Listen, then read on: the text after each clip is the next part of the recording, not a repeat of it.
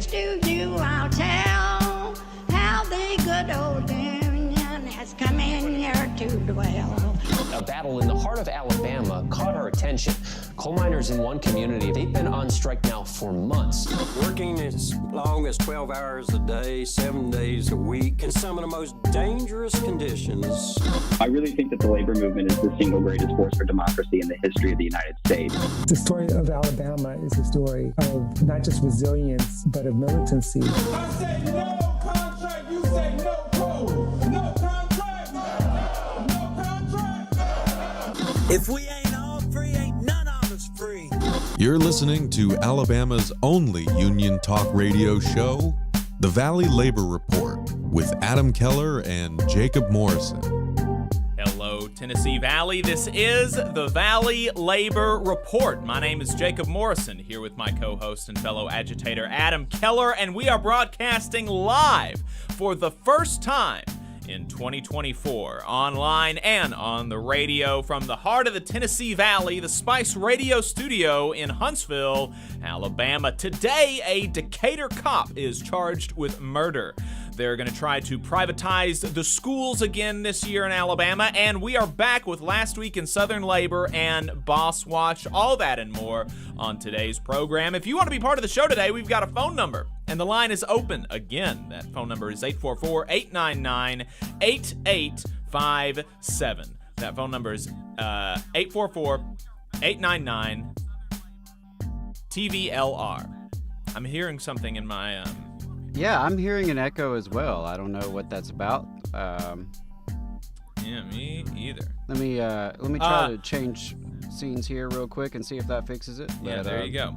Call or text 844-899-8857. You can also leave a voicemail, send us a text message throughout the week. If you haven't gotten enough of us by the time that we wrap up here on the radio, or if you just want to see what we're up to throughout the week, you can find us anywhere you find anything online. We are on Facebook, YouTube, Twitter, TikTok, wherever you get your podcasts, all at The Valley Labor Report. Just a reminder, your support helps us stay on the air. Our largest single source of funding comes directly from our listeners. If you want to become a sustaining donor to the program, make a one-time donation. You can do both of those things at tvlr.fm/donate. You can also go to tvlr.fm/store to buy our merch, or become a patron at patreon.com/The Valley Labor Report. If you're a member of a union, then think about getting your local to sponsor the show. You can reach out to us for more details on that. And I'm still hearing an echo. I don't know. Yeah, let me add a disclaimer that any viewpoints or opinions expressed in this program belong solely to their author and do not necessarily represent any organization or sponsor. We welcome all of our listeners, whether you're on YouTube, Facebook, Unclaimed Mysteries Internet Radio, WVNN, WZZA, WHIV, or through your favorite podcast app. We are proud to be part of the Labor Radio Podcast Network and encourage our listeners to check that out. Jacob, did we get the echo fixed, or?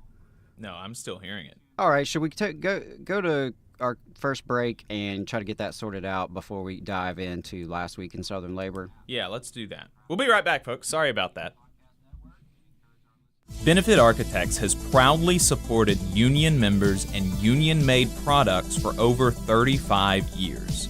If you are a federal employee and an AFGE member, you're eligible for hundreds of dollars in money-saving benefits, including group life insurance, dental insurance, and AFLAC insurance. Additionally, if you're a union member but don't work for the federal government, you can still qualify for several of these money-saving policies. So give Tate Hure a call at 256-215-6769 for details and to enroll. Again, that is Tate Hure at 256-215-6769. In Alabama, more than 200,000 of our friends and family members are living without health care coverage.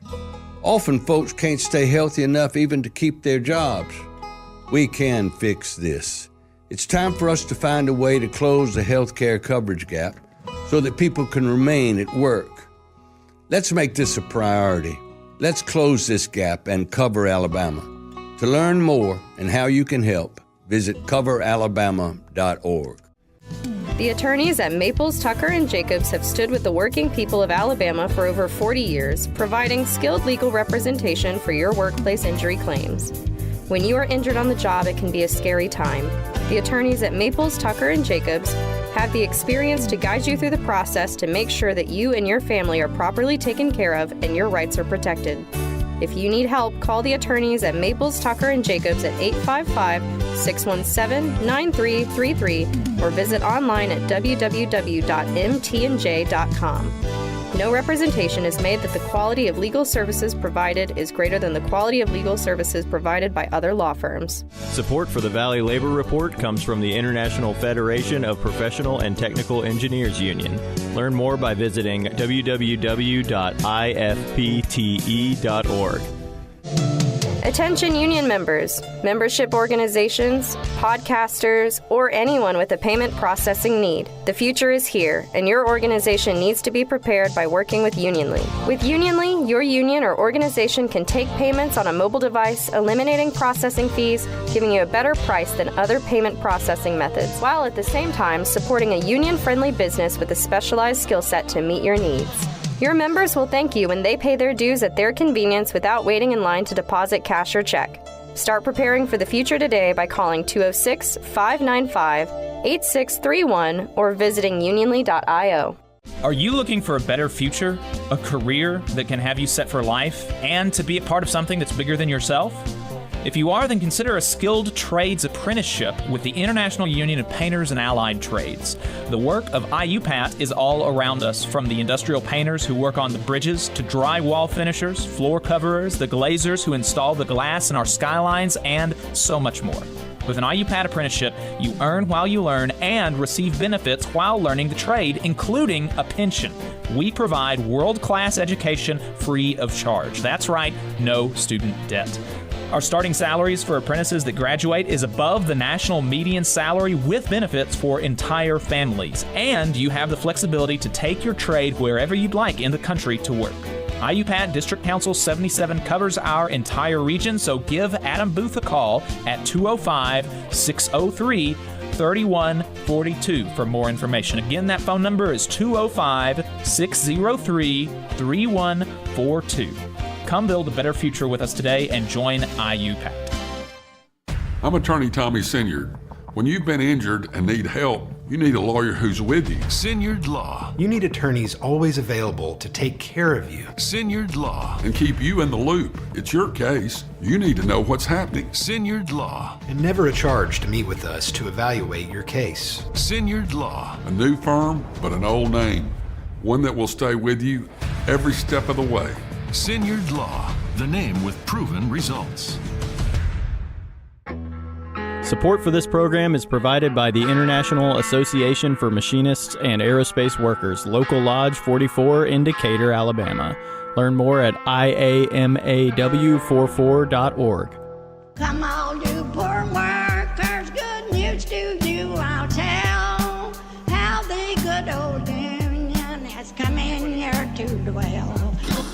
Labor creates all wealth should go to labor, and you are listening to the Valley Labor Report. My name is Jacob Morrison. We are back with the Valley Labor Report. Sorry about that. It was my fault. My laptop was not muted, so I was hearing that echo. So apologies for that.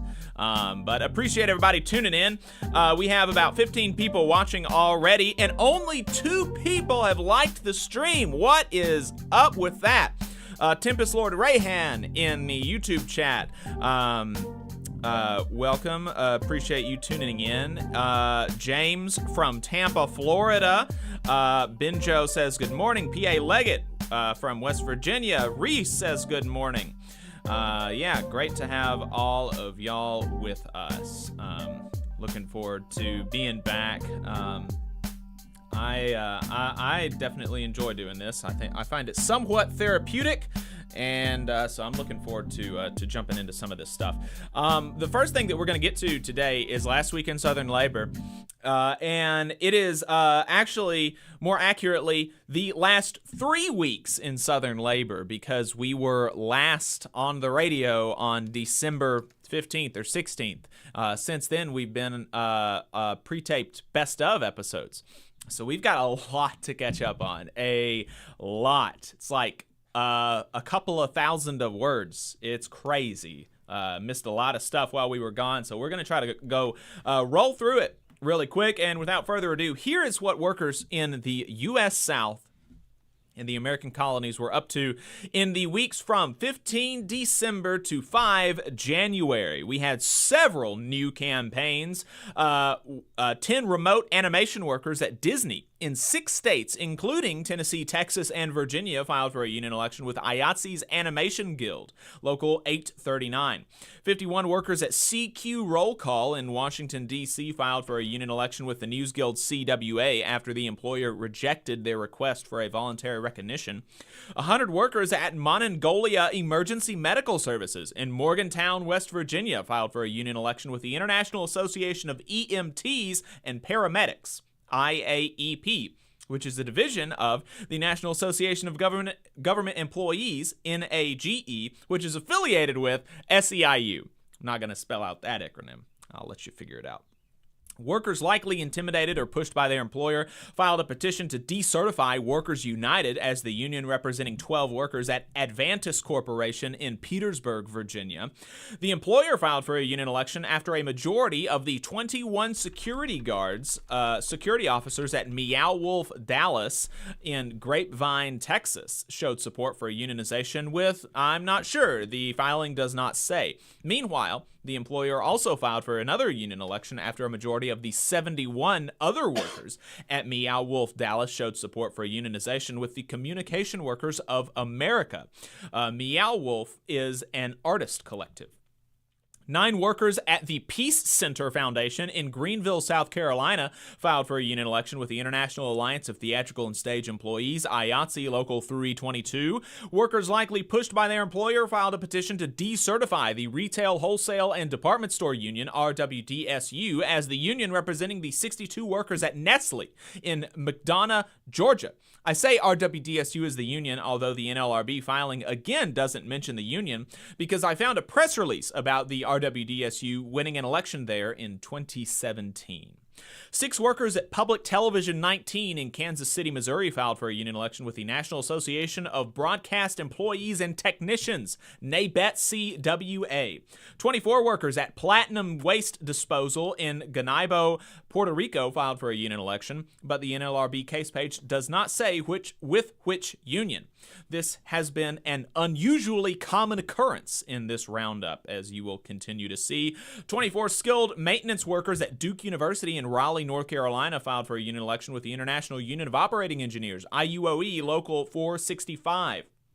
Workers likely pushed by their employer filed a petition to decertify the Amalgamated Transit Union, ATU, Locals 714 and 1493, as the union representing the 15 workers at GTA RATP Dev in Greensboro, North Carolina. 5 workers at CBD Kratom in St. Louis, Missouri, filed for a union election, as did 4 workers at another location in the same city, but again, the NLRB case page does not say who.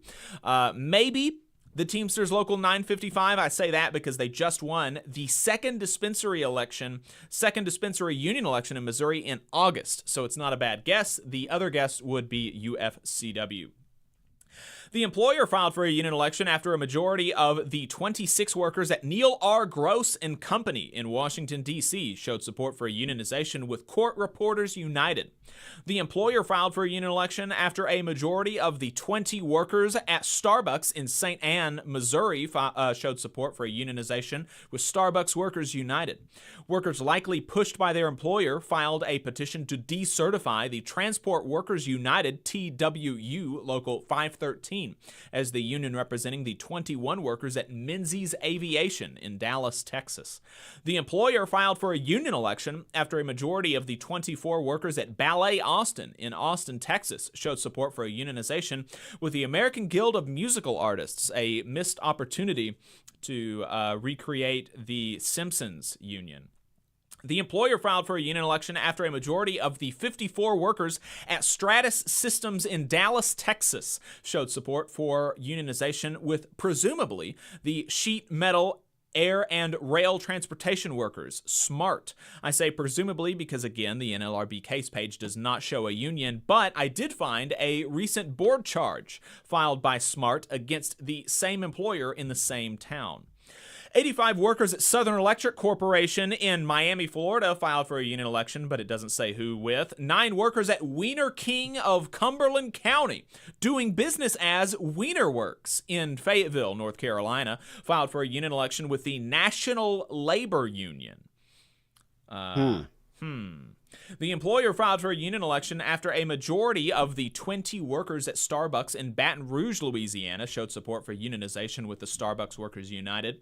24 workers at Keystone Supply Company in Oklahoma City, Oklahoma, filed for a union election with the International Brotherhood of Teamsters, Local 886. Workers likely pushed by their employer filed a petition to decertify Starbucks Workers United as the union representing 14 workers at a Starbucks in Jacksonville, Florida.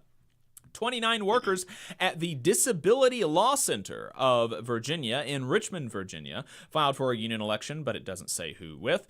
Workers likely pushed by their employer filed a petition to decertify CWA Local 3808 as the union representing the 124 workers at AT&T Mobility Tennessee IHX in Gallatin, Tennessee. 12 workers at Wolf Creek Federal Services, pipe fitters and sheet metal workers in Huntsville, Alabama, filed for a union election with the United Association of Plumbers and Steam Fitters, UA Local 760, and 16 other workers at Wolf Creek Federal Services, electricians and carpenters in Huntsville, Alabama, filed for a union election with the International Brotherhood of Electrical Workers, IBEW Local 558. Both of the unions with nice big halls in the city. Yes. Yeah, that's the really only cool. unions with no. There is also the laborers have a hall. The laborers have a hall. It's not as big, but yeah, very cool. 4 workers at Lee County Electrical Cooperative in North Fort Myers, Florida, filed for a union election to add them to the bargaining unit already represented by IBEW Local 1933. We had a couple of campaign updates on the UAW organizing campaign that happened over the break. The UAW's Sean Fain and Volkswagen workers, Volkswagen worker organizers, visited the Chattanooga Volkswagen plant with a faith and community coalition to demand they end their union busting. And 33 U.S. senators issued a letter to non-union auto companies calling on them to cease union busting activities. Absent from the list were both of Alabama's senators, despite the fact that there are multiple non-union auto companies that are being targeted by the UAW's organizing campaign in their state. Had several election results. Again, going to start off with some of the bad news. 11 groups of workers withdrew their petition for a union election. 3 workers, there were 4 groups of workers at UPS in Louisville, Kentucky.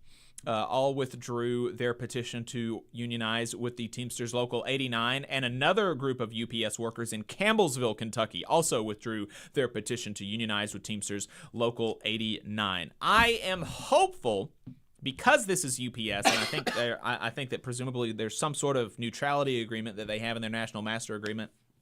I'm hopeful that those petitions for election were withdrawn because they got voluntary recognition, but I don't know.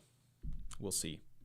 33 workers at high-profile dispensary in Columbia, Missouri, withdrew their petition for a union election with UFCW Local 655, as did 4 workers at Red Label in Stillwater, Oklahoma, with UFCW Local 1000.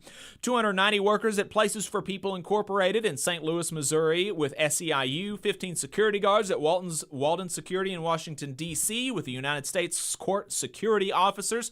And 10 workers at Waxwork Recording Company in Harahan, Louisiana. And finally, the last group of workers that withdrew their petition for a union election, 25 workers at Advan 6 in Hopewell, Virginia, with UFCW Local 591C. In brighter news, the petition to decertify Teamsters Local 89 as the union representing 36 workers at Taylor Correc in Campbellsville, Kentucky, was also withdrawn, meaning that the Teamsters Local 89 stays. Workers at Alliance Mobile, an AT&T subsidiary meant to get away from the union in Kingsport, Tennessee, voted unanimously in favor of unionization with the CWA.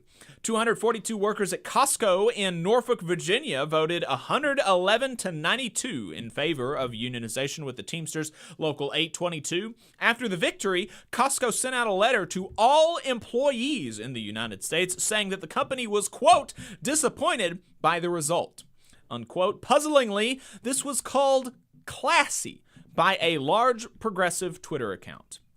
That's bonkers. What some people would call it. Wouldn't call it that myself. 33 workers at Coca-Cola in Beckley, West Virginia voted 23 to 10 in favor of unionization with the Teamsters Local 175. 53 workers at Kenergy Corporation in Henderson, Kentucky voted 27 to 26, narrowly scraped by there in favor of unionization with the IBEW Local 1701.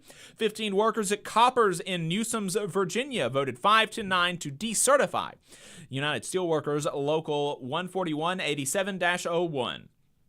2 workers at Technica in Fort Bliss, Texas, voted unanimously in favor of unionization with IUOE Local 351. 3 workers at Transdev Services in Auburn, Alabama, voted in favor of unionization with the Teamsters Local 612. 23 workers at Starbucks in Durham, North Carolina, voted in favor of unionization with Starbucks Workers United. 2 workers at CBRE in Washington, D.C., voted unanimously in favor of unionization with IUOE Local 99. 28 workers at C3 Industries in Columbia, Missouri voted unanimously in favor of unionization with UFCW Local 655. 22 workers at Night Owl's Print Shop in Houston, Texas voted 15 to 5 in favor of unionization with Night Owls United. 5 workers at Alliance Mobile in Morristown, Tennessee voted unanimously in favor of unionization with CWA. 11 workers at Conversion Geeks in Chesterfield, Virginia voted unanimously in favor of unionization with the Animation Guild, IATSE, Local 839.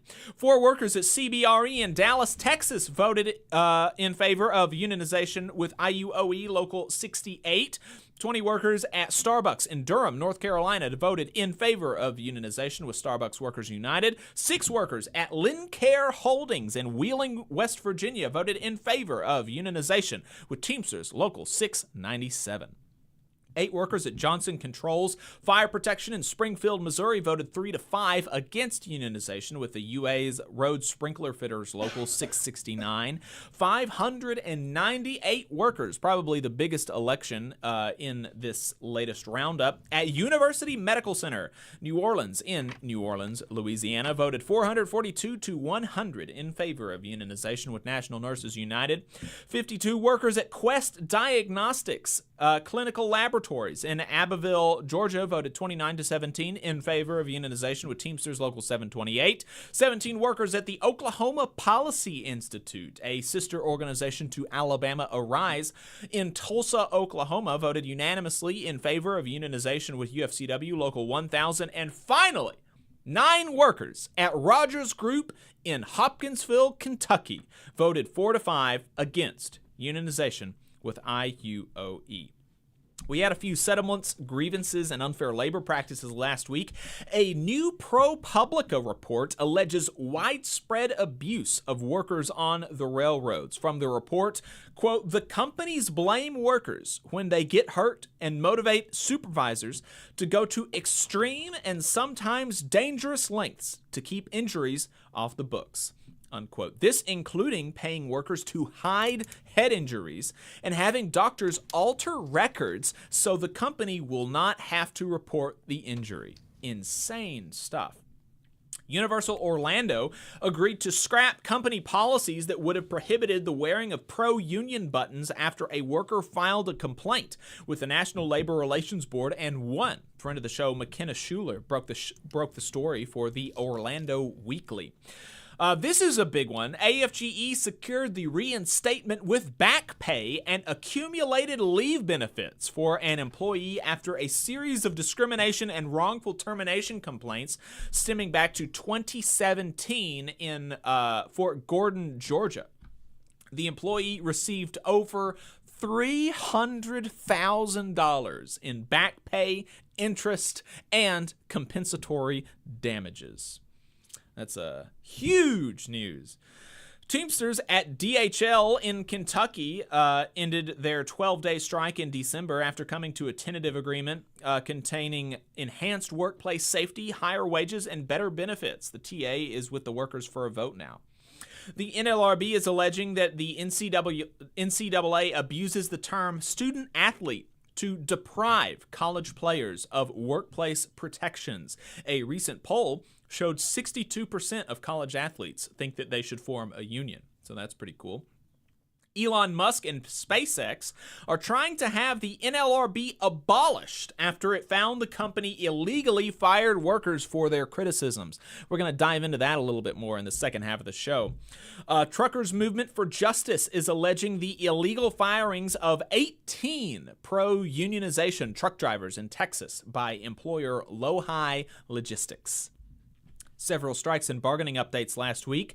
A coalition of labor groups and allies, including SEIU Local 7 and the Missouri Workers Center, are planning to pack the Jackson County Courthouse to oppose efforts to give the Kansas City Royals taxpayer subsidies for a new stadium without a strong community benefits agreement. Rather than bargaining with its workers, Amazon encouraged its employees over the Christmas break to write a letter to Pecky, the company mascot, named that because Amazon says they are, quote, peculiar, detailing their hardships for the chance that the company might help them in their time of need over the holidays. Amazon workers start at only $17 an hour. Meanwhile, the company in the last quarter tripled its profits to $9.9 billion. Southwest airline pilots won a tentative agreement with a 50% raise over the next 5 years. Members are currently voting on whether or not to accept the deal. 26,000 flight attendants at American Airlines voted by 99% to authorize a strike. They haven't received a raise since 2019. Flight attendants at Southwest, United, and Alaska Airlines are also in contract negotiations.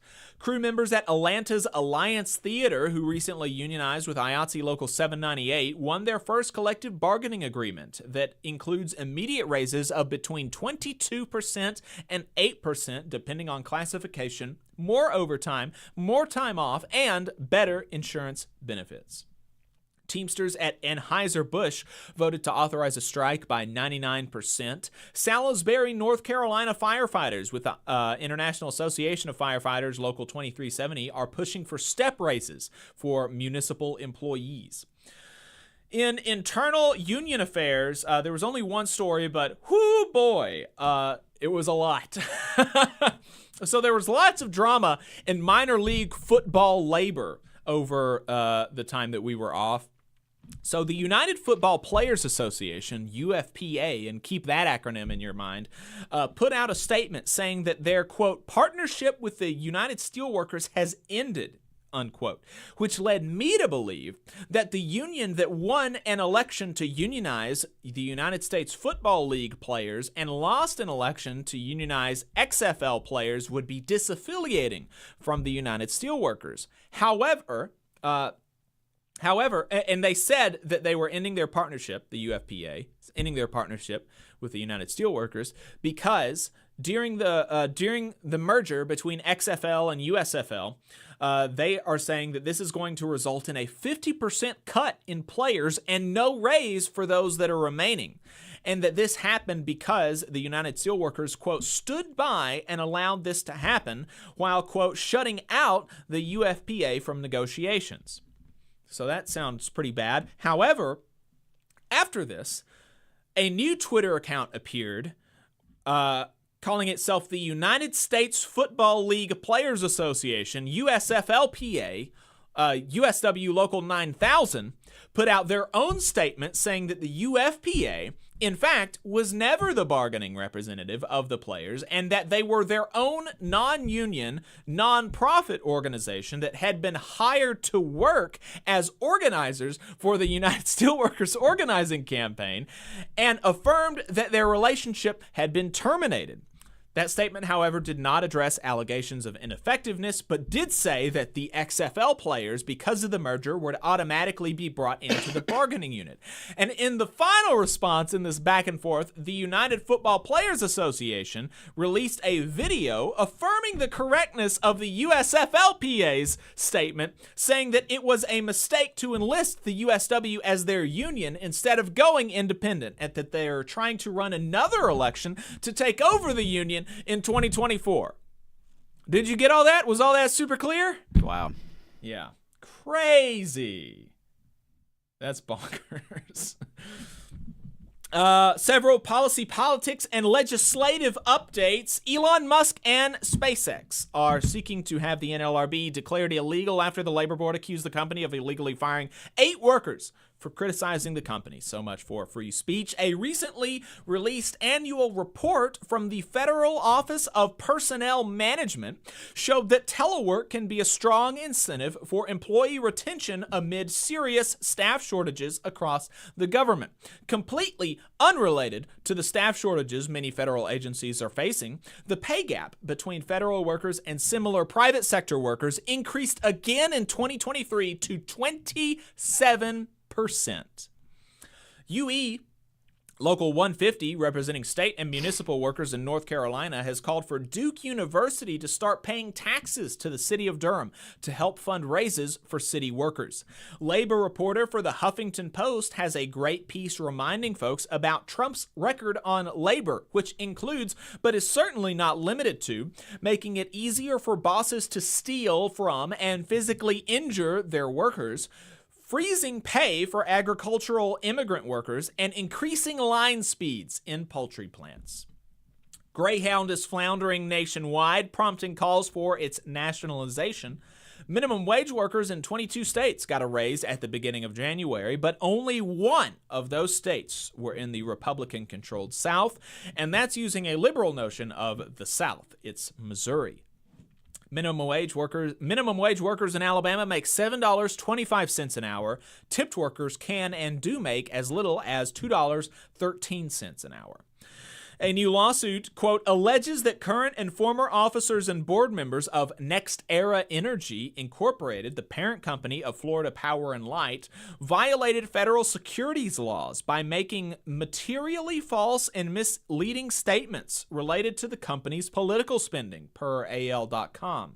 These officers and board members utilized Alabama's infamous consulting firm Matrix to carry out some of this work.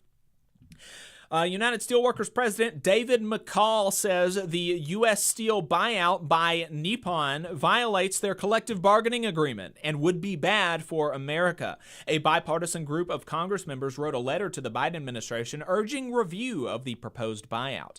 Biden has responded by saying the purchase deserves, quote, serious scrutiny, unquote.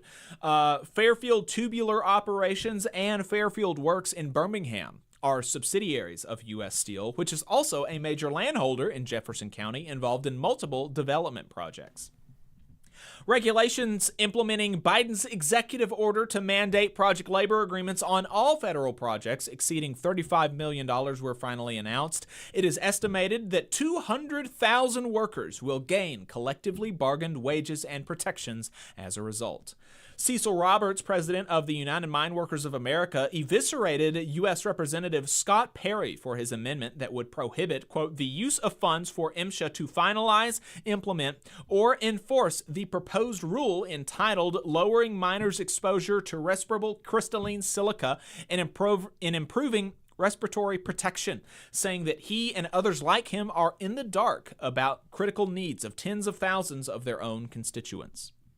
The U.S. Postal Service, as part of Trump appointee Louis DeJoy's wide-ranging 10-year plan to change the Postal Service, which includes recent postage cost increase, by the way, announced a proposal to move a Knoxville, Kentucky distribution center operations to Louisville, Kentucky. Postal workers are speaking out against the proposal. New data showed that more workers died on the job in 2022 than the year before, and House Republicans are seeking to cut funding to both OSHA and MSHA. We had 2 miscellaneous updates, and then we are done with the big roundup last week in Southern labor. Work has begun on a $1 billion graphic packaging international paper mill in Waco, Texas, that will reportedly employ 200 people. It is unclear and probably unlikely that these workers will immediately be represented by a union, and I can't find anything about GPI having a national master agreement with any union. 500 United Steelworkers United Steelworkers members, GPI workers down the road in Domino, Texas, recently ratified a 5-year contract back in March after narrowly avoiding a strike, and 200 GPI workers in Chicago, Illinois, just unionized with the Teamsters. And finally, thanks to the new UAW contract, per Bloomberg, average hourly earnings for production and non-supervisory workers in the transportation equipment manufacturing sector rose 4% in December alone, the largest monthly increase since 1996, according to the Bureau of Labor Statistics. Nice. Woo! There Good we job. go. Good job. Yeah, that was quite a few updates. Quite a few updates. Yeah, that's what we get for taking so much time off. Yeah, it was surprisingly busy over the Christmas break. It was, yeah. Yeah, there was, filings popping up right around the holidays.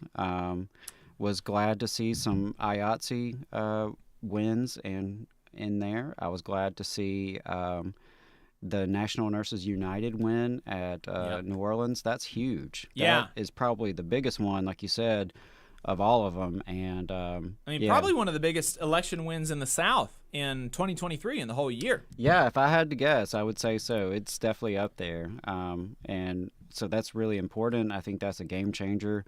Would love to see NNU spread throughout the South. Yeah, absolutely. So, we're an Alabama radio program, and the Alabama legislative session is going to be starting here. I think exactly 1 month from today. 1 month from So today. it starts in February. Yeah, February 6th, Tuesday, Jeez. February 6th, I believe. Jeez, yeah. So, never a good thing when a supermajority Republican legislature meets for a legislative session, and two biggest items on the agenda probably are Medicaid expansion and school privatization. So Medicaid expansion is going to be a little bit of a quicker explanation, I think. We have a little bit less to say about that because it's so obvious. Like, it's difficult to kind of figure out what the opposition is to that. So Adam, tell us what the state of play is, or remind us Medicaid expansion. What is that? What's going on there? How would it benefit or not benefit? Maybe it's terrible. Some people say it's terrible, Adam. So explain to us Medicaid expansion. What is that? And then talk to us about the state of play that you're expecting to see in the legislature in this session, which you know a lot about, being in Alabama Arise, Northeast Alabama organizer for Alabama Arise. So this is like actually part of your job. So yeah. Alabama Rise is kind of the leader of the Cover Alabama Coalition, which is the leading voice for Medicaid expansion in the state. And in terms of what Medicaid expansion is and why it's important, let's start there. So, we had the Affordable Care Act was passed many years ago. And as part of that, an expanded form of Medicaid was offered, but it was up to the states to decide whether or not to do that. And Alabama is one of 10 states that has chosen not to expand Medicaid, and you won't be surprised to hear that most of those are in the South, right? Alabama, Tennessee, Mississippi, Georgia, etc. And so what this would do is the federal government pays for the vast majority of the expanded Medicaid. The state would have to kick in a little bit extra. And by doing so, you would cover a lot of people who are right now in the health insurance coverage gap. They make too much money to qualify for Medicaid as it is, but not enough money to have decent health care, right? Not enough money to get subsidies on the healthcare exchange. Maybe they don't get health care through their employer, which is a surprisingly large amount of people, especially here in Alabama. And so Medicaid expansion would cover those people who are in that gap, primarily the working poor, people who are working, but they're struggling to get by. Medicaid expansion in Alabama would cover almost 300,000 additional people. And that is just huge if you think about nearly 300,000 of our neighbors getting health care, and like health care being less of a concern for them, and less of a stressor for them, and being able to stay healthy and stay in the workforce, stay in their community, and just participate in their lives. And so it would save lives if we expanded Medicaid, right? Because every year, those people who lack health insurance, some of them suffer and die because of that. And that's something we have to be real about. So it would save lives, it would improve lives, but then there's the economic impact of it. Many of our rural hospitals are closing or on the verge of closure. Medicaid expansion would stimulate those hospitals and keep them around. It would create thousands of new jobs. The Public Affairs Council of Alabama, PARCA, released a report called The Economic Impact of Expanding Medicaid in Alabama. And they, along with Jacksonville State University, put out some information that over 6 years, it would yield a total savings of $2.38 billion. That's almost $400 million a year that the state would save. And that is more than enough to cover the cost. The estimated cost is about $225 million a year. That's about how much it would cost, is the best estimate. Less than $250 million a year, which is not a lot when you're talking about a state budget. But again, the savings would be about $400 million. Now, I am not a math wizard by any means. I taught history and not math for a reason in school, but 400 is bigger than 225, right? So I don't think there's any question that Medicaid expansion would pay for itself, particularly after the first year. And it would generate an annual economic impact of almost $2 billion, $1.89 billion. And because of that, it's not a surprise that most people are in favor of Medicaid expansion, especially when you explain what it would do, how it would help people, how it would grow the economy, how it would grow jobs, and how it would improve people's quality of life. So over 70% of voters support expanding Medicaid in Alabama. Over 70%. And that includes a majority of Republicans. Less than 20% actually said they opposed it. Less than 20%. So, that's huge. That's huge. An overwhelming majority, including majority of Republicans. So it should be a no-brainer. It's sad that we have gone all these years and have talked about it and talked about it and talked about it. I remember rumors that, Governor Bentley was going to expand Medicaid. And that's been some years now. And, as it stands right now, Alabama's Medicaid is about as restrictive as it comes in the country. You basically can't work.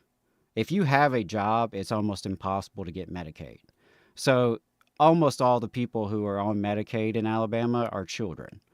And so this is a way to help working class people, working poor folks. Now, is it a magic bullet? Like, is it a golden solution? No, of course not. Personally, I believe in single payer healthcare. I believe that we should join the rest of the civilized world and have universal healthcare for all people in America. But in the meantime, as something that people in Alabama's elected offices can do, they can expand Medicaid. And this would help fast food workers, cooks, and restaurant servers. This would help cashiers. This would help carpenters and laborers, housekeepers, janitors, bus drivers, taxi drivers, barbers, mechanics, all sorts of people who are out here working without health care and with inadequate health care. And so it should be a no-brainer. That's a little bit about what it would do. Just in Madison County alone, over 10,000 people would gain health insurance. Wow. In Madison County alone, over $300 million economic impact. And now we hear politicians brag all the time about economic development, new projects that are coming to town, right? Usually because they're funneling subsidies and incentives into some corporation's pocket, right? And they brag about the economic impact. Well, this is providing economic impact, right? And if you say that's what you're about, that you want to grow Alabama's economy, that you want to grow the workforce in Alabama, right, our workforce participation rate, that you want to have more jobs, if we all agree on that, then let's make this happen. It's well past time. Supposedly things are a little more receptive now than they used to be. But it's going to take the legislators speaking out to give the governor enough cover to do this, I believe. I think the governor has shown that, she's not necessarily going to step out on this issue. But if a number of the legislators, especially the leaders in the legislature, were to speak out and say, hey, let's do this, I think it really can happen in 2024. And it would be a huge improvement to the quality of life here in Alabama, which, let's not forget, Alabama ranks at or near the bottom of every aspect of our quality of life. Every aspect. This is one policy solution that is a way to improve that. It doesn't hurt anyone. It just helps people while helping our economy at the same time. So let's make it happen. It really is one of those policies that it's just difficult to understand the other side because it's so cut and dry that this would be a good thing for the people of Alabama. 20,000 new jobs. 20,000 new jobs. And we've had 14 hospitals closed since 2010. Right. How is that helping? And the arguments on the other side are just bonkers. I remember doing a segment last year during the last session where, we were talking about this. This is one of those perennial topics. School privatization, Medicaid expansion, and the lottery. If there's an Alabama legislative session, those are going to be the three main topics. Yeah, I think. we're talking about all three for sure. And the the lottery. I'm saying yes. In Alabama, we're going to be talking about them every single legislative session. But last year, and maybe when we clip this, I can get Joe to put the audio into this video. But last year there was this legislator on a conservative radio program talking about this and explaining why he thought it was a bad idea. And he was saying that Medicaid expansion is a bad idea because it disincentivizes people from working, and like we're becoming a terrible country, right? And it's just so like if you think about that for even just 2 seconds, just literally one Mississippi, two Mississippi, you can understand how absurd that is, right? Because who are the people that are out there in other states that are sitting at home thinking, well, I wonder if I should go to work and provide for my family and provide for myself and give myself just some amount of material comfort or anything like this. And then they think, no, I have Medicaid. What? Who is that? It's not even, it makes even less sense than the food stamp argument, right? Because the food stamp, at least with food stamps, there's oh, I've got food. If you've got food, then that's that's a big expense for people. But healthcare, that's not, something that doesn't motivate, that it just doesn't make sense. It doesn't make sense. And the thing is, right now, the way Medicaid is structured is a disincentive to work because, like I explained, if you have basically any income, A family of 3 must make less than $4,475 a year to qualify for Medicaid. Right. And so if you make pretty much anything, you don't qualify for it as it is. Whereas under expanded Medicaid, this would be primarily working people who have jobs, sometimes 2 or 3 jobs, right, but don't have any health care at these jobs. Think about the folks who are working Uber and fast food and all these other different hustles that they're, piecing together to try to make a living. It's not going to disincentivize them. If anything, it's going to increase workforce participation. That's what we've seen in the states that have expanded, which makes sense, right? Because if people can go to the doctor, if they can get medication that they require, they can stay a little bit healthier, they can stay in the workforce. There are some people who, if they do not have their medication, they will not be functional adults. Yep. There are some people, if they do not get regular treatment, they cannot function in the workforce. So why wouldn't we want more people to have that when there is money on the table to make it happen? And so, we shouldn't let ideology get in the way of common sense. Right. And conversely, so his argument is that, if you give people health care and then they're going to have health care whether or not they work, then they'll just choose not to work because there's no incentive. Because there's no incentive to work because you have health care. So, if you have a heart attack, conversely, like you said, and I just want to underline that because it's important. Conversely, the way that Medicaid is structured right now does disincentivize work. Because if instead of whether you work or not, you have health care, if instead of that, the situation that you have is either you work or you have health care, well, that equation is a lot different, right? That equation is a hell of a lot different. If you have to choose between an income, and especially if you are a person that has like a disability or for some reason like you require health care to live constantly, that equation is much different.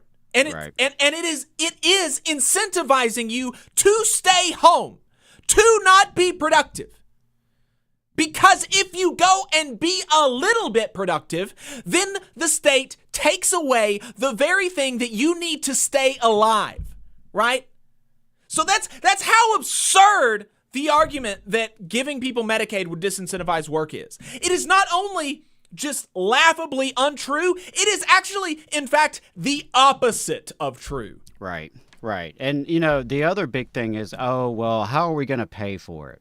How are we going to pay for it? Well, I've already explained to you that it's really a drop in the bucket, a couple $100 million, and the savings alone, the economic impact of these people having jobs, these jobs that are created, the people that are paying taxes now, the savings with prisoner health care, the savings everywhere in the system. So it's going to pay for itself. But even if you don't believe that, if you say that's too good to be true, okay, we're on the hook for an extra $200 million. And in exchange, we're saving lives, we're improving lives. Literally hundreds of thousands of people's lives would be changed overnight. And then you think about all the families and the businesses that they will support and the communities they live in, right? The multiplier effect, it's really huge. So, okay, you're on the hook for that. It seems like a pretty good investment from where I'm standing as a taxpayer. And the thing is, you find a way to pay for whatever it is that you want every year. The state is currently looking into these mega prisons. They can afford that, right? Apparently they can afford that. And so it just, it really bothers me. There are so many different ways to raise revenue. Yeah, Alabama raises the 50th amount in tax revenue per capita. Crazy. We're the lowest, and you get what you pay for. It's obvious. Drive our roads, go to our schools, look at our government services and infrastructure. It's very obvious that we raise the lowest amount of taxes per revenue or per capita, and so obviously there's room to change that. You mentioned the lottery. There's lottery and gambling and marijuana and all these other ways that you could raise revenue without forcing a tax on anyone. If you wanted to, if you were serious about it, more than enough to pay for that. Yeah. More than enough. And so that's your job, is to govern the state of Alabama and try to make decisions that advance the interest of Alabama's people. I mean, theoretically, that's your job. Not just to go down there and do what lobbyists and funders want you to do. Right. You should consider how your decisions impact your neighbors and your constituents. Yep. Let's go ahead and do our final break, and then we'll come back and wrap up the main part of the show. But just a reminder for folks that are listening to us on WVNN and anywhere else you find us on the radio, on one of the multiple stations that we are on, we do put everything out online, including the first half of the show, including the main show. But we also have a second half of the program that is online only, folks. Online only. And so you've got a whole lot more content you can consume and enjoy. So find us on Facebook and YouTube and TikTok, The Valley Labor Report, and continue listening to us after we go off of the radio. We're going to be right back. Stay tuned. In Alabama, more than 200,000 of our friends and neighbors are living without health care coverage. Often folks can't stay healthy enough to keep their jobs. We need to fix this. Let's close the health care coverage gap. To learn more, visit coveralabama.org.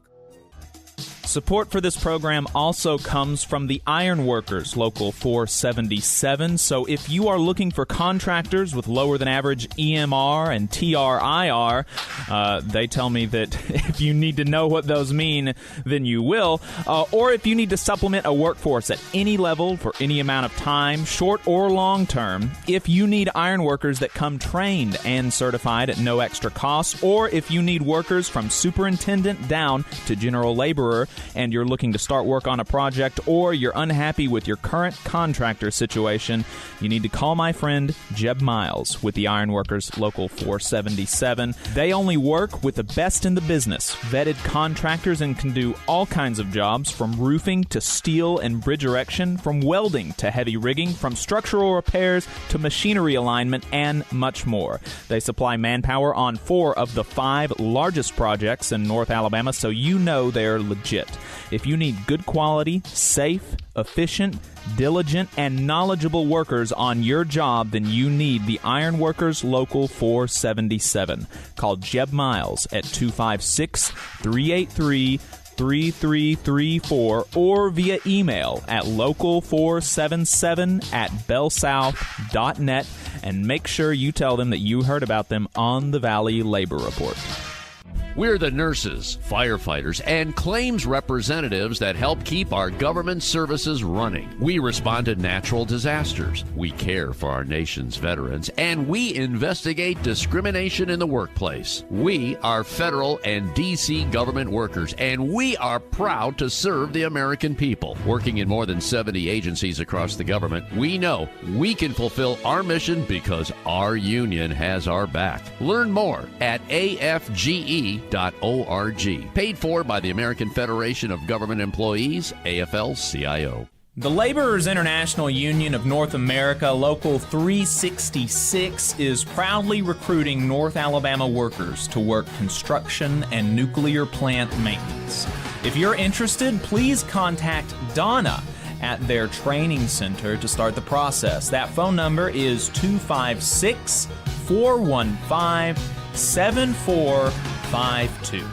Again, that phone number is 256-415-7452. No experience is needed. Free training is offered, but you must be able to pass a background check and a drug test. Local hiring that grows our community with good-paying jobs that have benefits is their mission.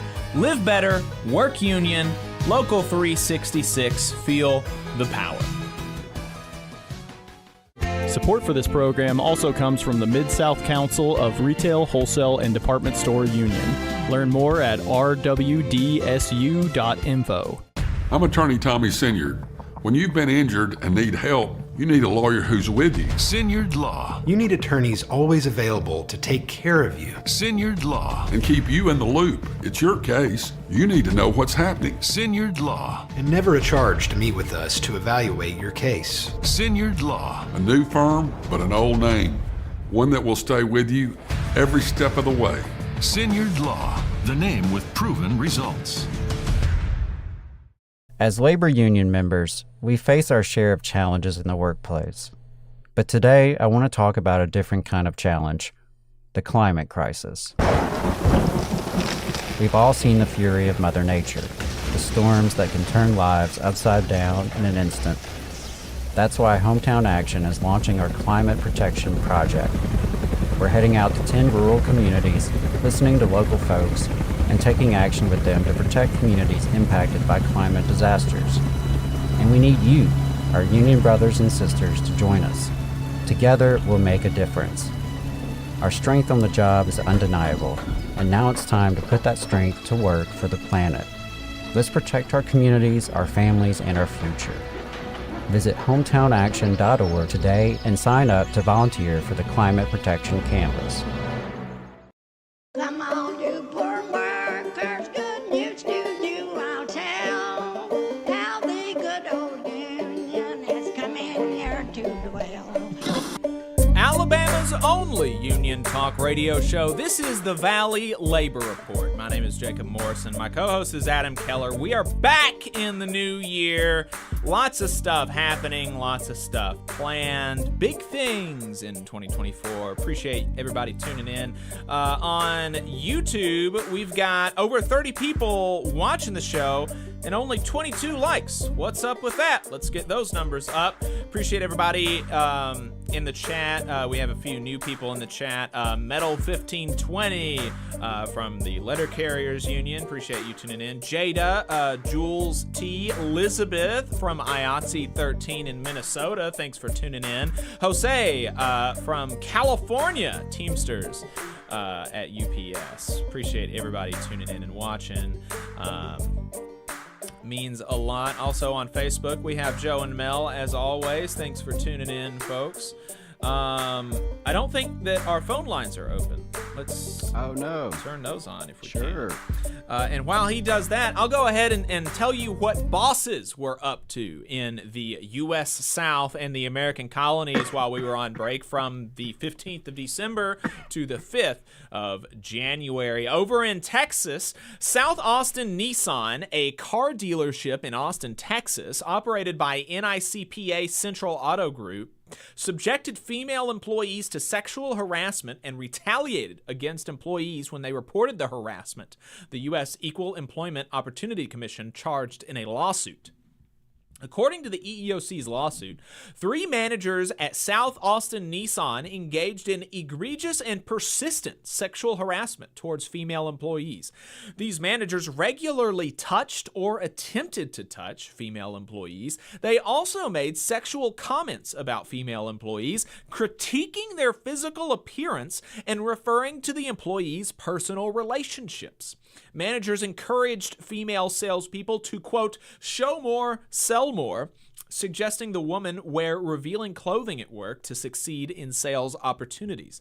The sales manager created a culture in which discussing vulgar sexual encounters and watching sexual videos was fairly commonplace.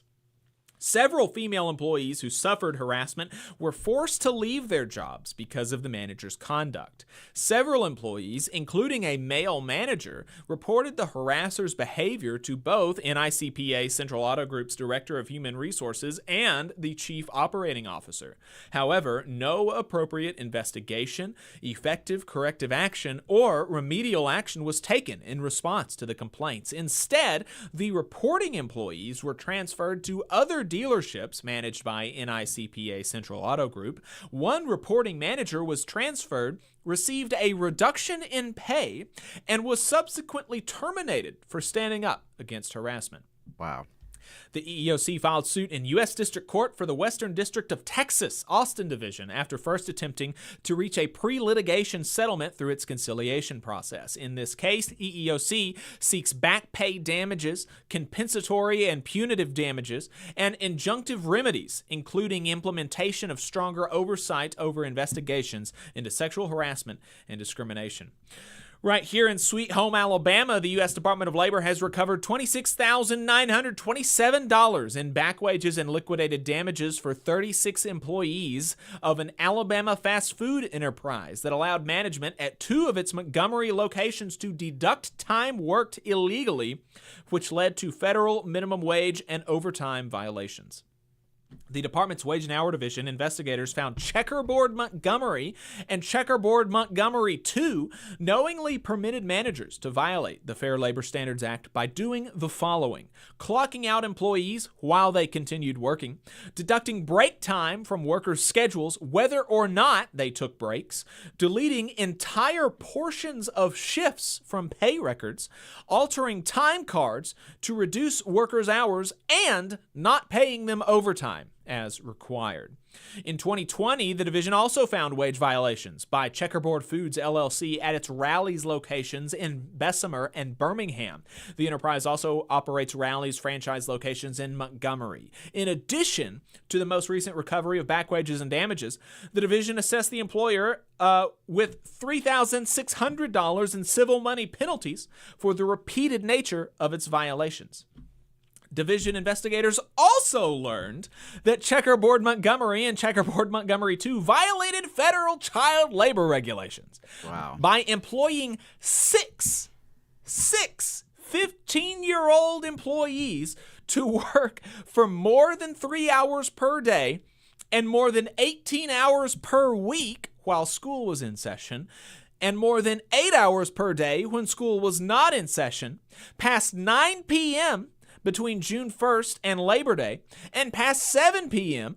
during the rest of the year. The division assessed the employer $5,000 in civil money penalties to address the child labor violations.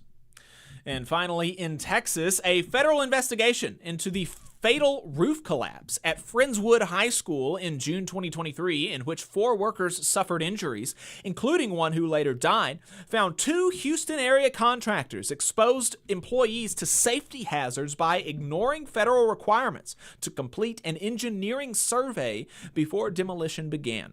The U.S. Department of Labor's Occupational Safety and Health Administration determined that supervisors of ICI Construction Incorporated and Emmanuel Enterprises LLC failed to complete the survey and allowed demolition to continue even after hazards became apparent to them.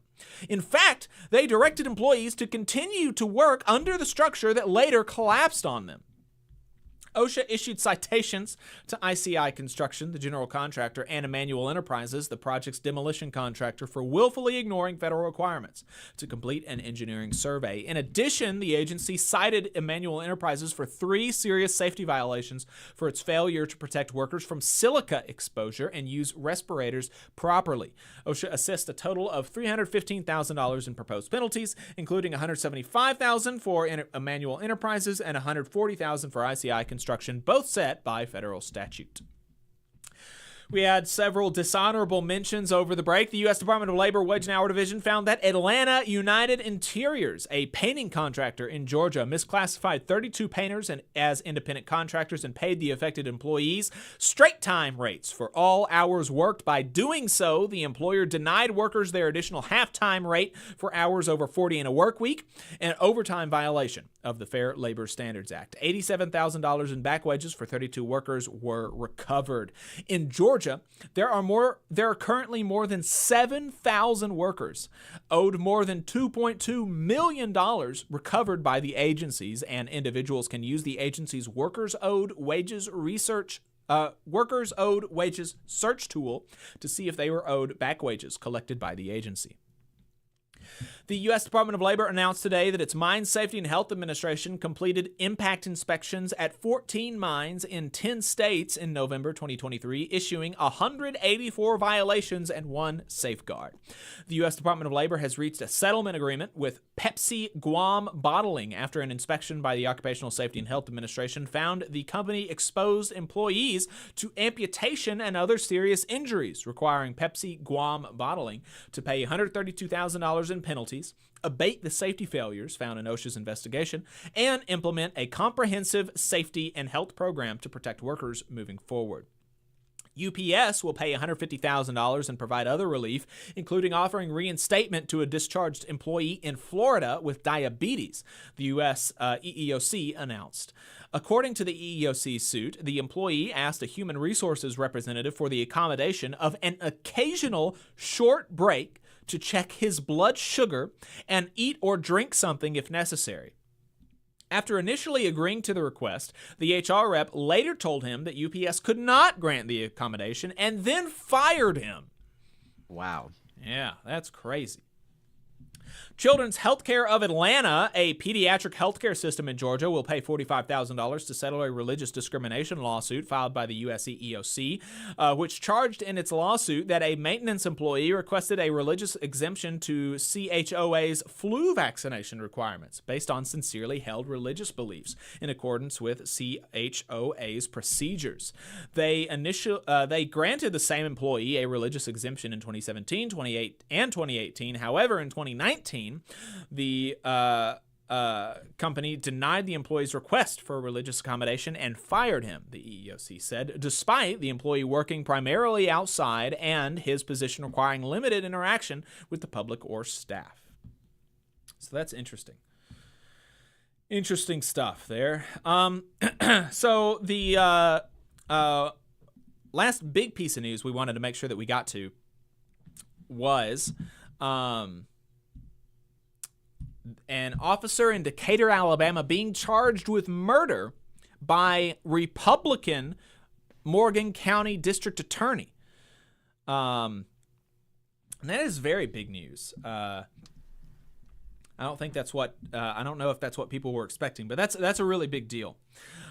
So there was a murder charge for one, no charges for the other three, although the other three were fired and they are contesting their firing. Even if they are fired, the other three will presumably get another job as a police officer. The cop was smiling in his mugshot, which is really gross. 23-year-old. 23 years old. Alleged murderer at 23. And that's what, that's what police departments do to people. It's not good for the police or the community when they do stuff like this. The grand jury was mostly white, if that's if that matters, because it is a racially tinged shooting with the killer being white and the victim being black. There's still the DA is still not releasing body cam footage. He said in his press conference to protect the jury pool, because he doesn't want people's opinions tainted before jury selection. Which I don't understand that. I think how would seeing evidence before the jury affect your ability to serve on the jury? That seems strange to me. He was also asked, the district attorney, and this was insane during the press conference, one of the questions that he was asked was if this would affect recruitment for police in Decatur. And, imagine that, right? Asking, if you hold your police officers accountable for killing the citizens that they are charged with protecting, would that affect recruitment? That question is not an indictment on the district attorney. That question is an indictment on the culture of policing in this country and an indictment on the people that would apply for a job in the Decatur Police Department. Not an indictment on the district attorney. There is some allegations that, on this radio station, one of the hosts says that he is hearing from sources that the DA is overshooting in order to get a plea deal so that something is on the books, so that he can say he did something. And that sounds that does not sound, that doesn't pass my smell test. Republican district attorney in Morgan County, not a very, not a very large black population in Morgan County, not a very large Democratic population in Morgan County. So why would, for what reason would a Republican district attorney want to, quote, get something on the books with this police officer? That doesn't make sense to me. But that's what he says he's saying. That's what people are saying that they're hearing. I think that another option could be that, and this kind of aligns more with the incentives, I think, could be that the district attorney is overshooting, charging with murder, which now whether or not murder is the appropriate charge is one thing, right? But we know how juries in the United States deal with cops, and they're traditionally extremely lenient with cops. And so murder charges are very difficult to land. They're very difficult to land, where, an aggravated manslaughter or something like that is much easier. So even if, aggravated manslaughter might be below the charge, if you charge them with aggravated manslaughter, that'd be a much easier thing. That's a much easier threshold to meet, right? And so my thinking, and I'm not saying that I've heard this from any sources with any knowledge. I haven't. This is just my thinking, but is that it's possible that the district attorney is overshooting so that he doesn't actually have to get anything on the books, so that the guy can just walk scot-free, right? That's possible. But hopefully that's not the case. Hopefully this district attorney is, actually interested in enforcing the law and in holding, police officers to account. That would be good. That would be a good development. So we'll see what happens. We'll see what happens. But obviously, a grand jury looked at it and decided murder charges were appropriate. Right. Yeah. I mean, and that's something. That really is something. Yeah. And so it's taken way too long to get to this point. But I guess pleasantly surprised when I saw that there was going to be some real accountability. Yeah. Now, the bond is very low for the accused murderous cop. I believe they set his bond at $30,000, which does seem extremely low for a murder charge. I mean, people with much less crimes than that have much higher bonds than that. So that's interesting. I don't know if that's a favor to one of the, the police looking out for police kind of thing. I don't know. But I just hope to see some justice there. And it's been really inspiring to see the way that community members have united and kept the pressure on local officials to do something. Yeah. There's been sustained interracial protest in Decatur for months now. And, people have just really stood strong and spoken up about the need to have real accountability, that you can't just have police officers coming into communities and killing people. Right. It's ridiculous. And, it's obscene, and I hope to see real justice take place. I mean, nothing's going to bring that man back, unfortunately, and that's the really sad thing about it. Yeah. Yeah, it is. It is, and it's difficult to, it's and the body cam footage is not out, but there is some home security camera footage that is out, that does not look good for the cops. Doesn't even give the guy a chance to comply with the order. Says police get on the ground, and then you hear just this barrage of shots. It doesn't look good. It doesn't look good for the police. It doesn't look like a good shoot, but you can't see much from the home security camera footage, which is why the body camera footage should be released, and it should be released immediately. And it's also worth noting that, if I want to be charitable, each time that body camera footage is released or not released, it's a different set of people making that decision in each location. But there is a trend that emerges, and the trend that has emerged is that where body camera footage they feel is exculpatory, it's immediately released. And this has been true nationwide. In cases across the country where the cops or the district attorney feels that the body camera footage looks good for the police, it's immediately released. And where it will be more controversial or where it looks bad for the police, they hide it for months and months and years sometimes. And that's not good. I mean, there should just be a policy of frankly, there should be a policy that anytime somebody is arrested, you should be able to, see the body camera footage. Our tax dollars pay for it, last I checked. Yep. So there we go. That's the update on that. I haven't been following it terribly closely, but look, if a Morgan County grand jury and a Republican district attorney is charging this guy with murder,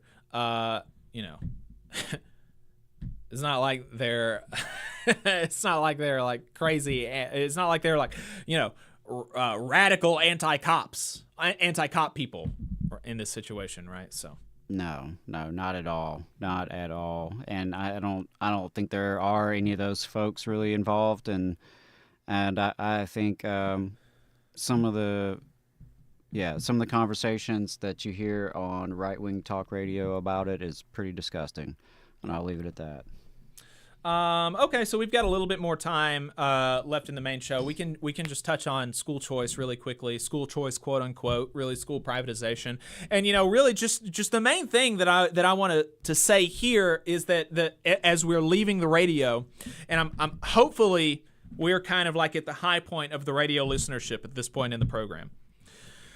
So, folks that are listening to me on the radio, as you hear people over this legislative session, as you hear folks go around promoting, quote-unquote, school choice, the diversion of public money to private schools, as you hear people promoting this, I want to encourage you to listen to them as they promote it and see if they point to any evidence at all that this is actually a good policy for the public. And by evidence, I mean looking at places that have implemented similar policies and seeing the results. Because it's not as if at this point in the school reform, education reform movement, it's not like this hasn't been tried in other places. It has.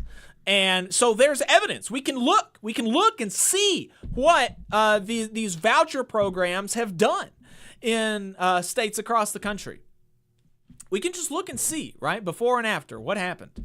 And some of it, there's a certain amount that you've got to do some, taking some data with a grain of salt, right, because there's a lot of confounding variables and blah, blah, blah, blah, blah. But, there are some people that are doing good research that are trying to, do everything that they can to remove all the other variables and just see what the voucher programs are doing, right? And so just listen for that data. Listen for that data. Listen for people to tell you what the advantages have been, where quote-unquote school choice has been implemented.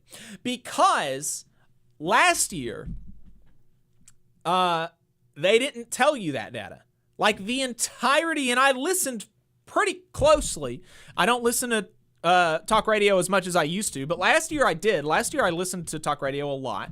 I read a lot of the right-wing newspapers, and I can't remember a single time that they pointed to places where this has been implemented and touted the results. Can't remember a single time. And that should tell you something, right? Right? If people, because when people talk about Medicaid expansion, we're not just, theoretically, when they talk about school choice, it's all theoretical. It's like all, ideological. Theoretically, competition is good. Competition good. And so if competition, then school's good. That's like the argument. That's literally the argument. If competition, school's good. Okay. No data, right? So when we talk about Medicaid expansion, that's not what we say. We don't just say healthcare good. We point to other states where this is happening. We point to studies predicting the results based on the results in other states, right? There's data there. We can look and see what's happened because Medicaid expansion is not a unique thing, right? It's happened before, and so has voucher programs. So there's data out there, so you should look for it.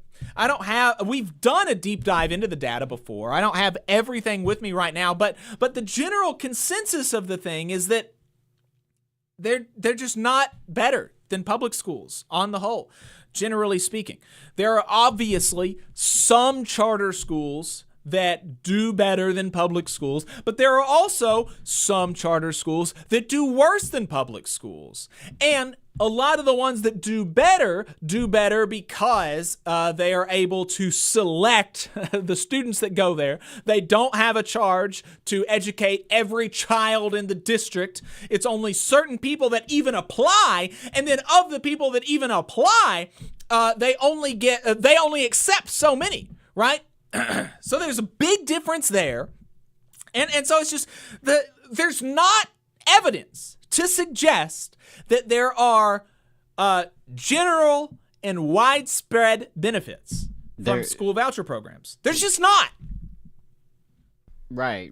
And there is plenty of evidence from Louisiana and places like Indiana, Ohio, Milwaukee, where they have tried these vouchers, and it has been disastrous in terms of academic outcomes. If that's what you're interested in, right?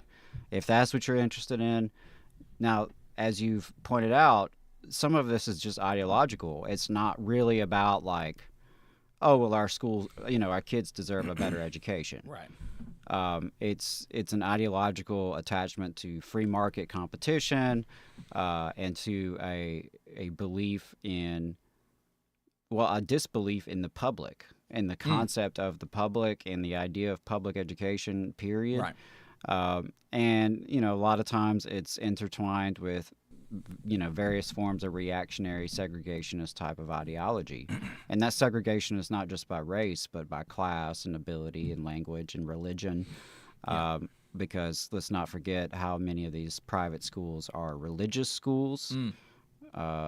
And so what you have is the state subsidizing religious indoctrination for kids who may or may not even be really consenting to that. And, you're going to tell parents of at-risk kids that this is the solution. Mm-hmm. So there's a lot of promises that are made with it, but there's no proof. It's about putting public dollars into private pockets, and and in some cases about segregation. Right. It's certainly been that way in Alabama throughout the history of it. Right. There's not a surprise that, when integration of our schools started is when a lot of these, private academies popped up all over the state, and a lot of the church schools that popped up all over the state. And these are some of the same ones that have their hands out wanting voucher money now. Right. And it's unfortunate that you have some legislators who, are pushing that. But there's been special interests pushing this agenda for a very, very long time here and all over the country. Right. Yeah. So, so listen for it, folks. Listen for it. Go do your own research, go look this up yourself, on your own time. But as you are hearing people propagandize to you about the value of this, listen for evidence, listen for numbers, listen for stuff like that, and see if they have anything beyond competition makes school good, right? Because that's all that they had last year. That's the only thing that they had last year. That about does it for our time on the radio, folks. Thanks for tuning in. Like I said, we've got a whole second half of the program whole second half of the program we call overtime, where we are free from the shackles of the FCC censors. Today, we're going to be talking some about Elon Musk, his fight against free speech and the Constitution and the National Labor Relations Board. We're going to be talking about Joe Rogan. We're going to be talking to the National Organizing Director for the American Federation of Government Employees. Really excited for that conversation. Going to be talking about comedy being legal again at NPR, predictions for 2023's union density. So much we're talking about in overtime. So you're going to want to find us on Facebook and YouTube at the Valley Labor Report. You can give us a call, 844-899-TVLR. That is 844-899-8857. And if you don't find us online, we'll see you next week, folks. Thanks for tuning in.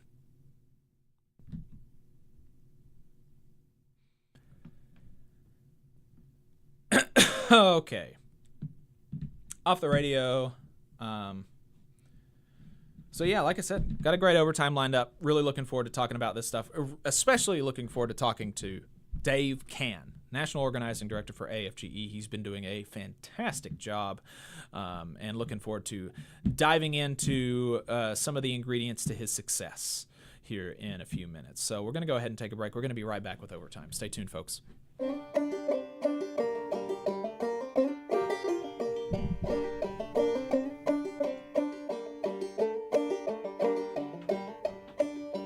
Come on, you poor workers, good news to you I'll tell. How the good old union has come in here to dwell.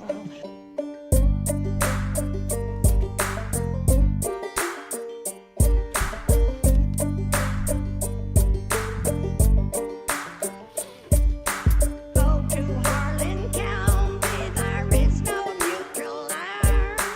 You'll either be a union man or a thug party age player. Which side are you on? Which side are you on? Which side are you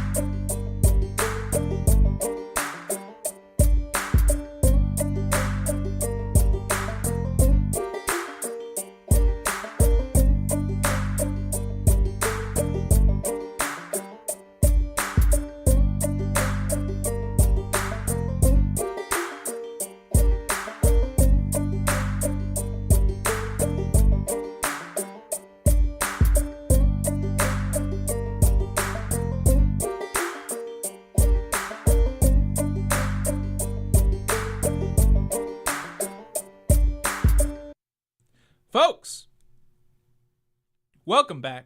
You are still listening to the Valley Labor Report. My name is Jacob Morrison. My co-host is Adam Keller, and we are in overtime. That's right, the second half of the program.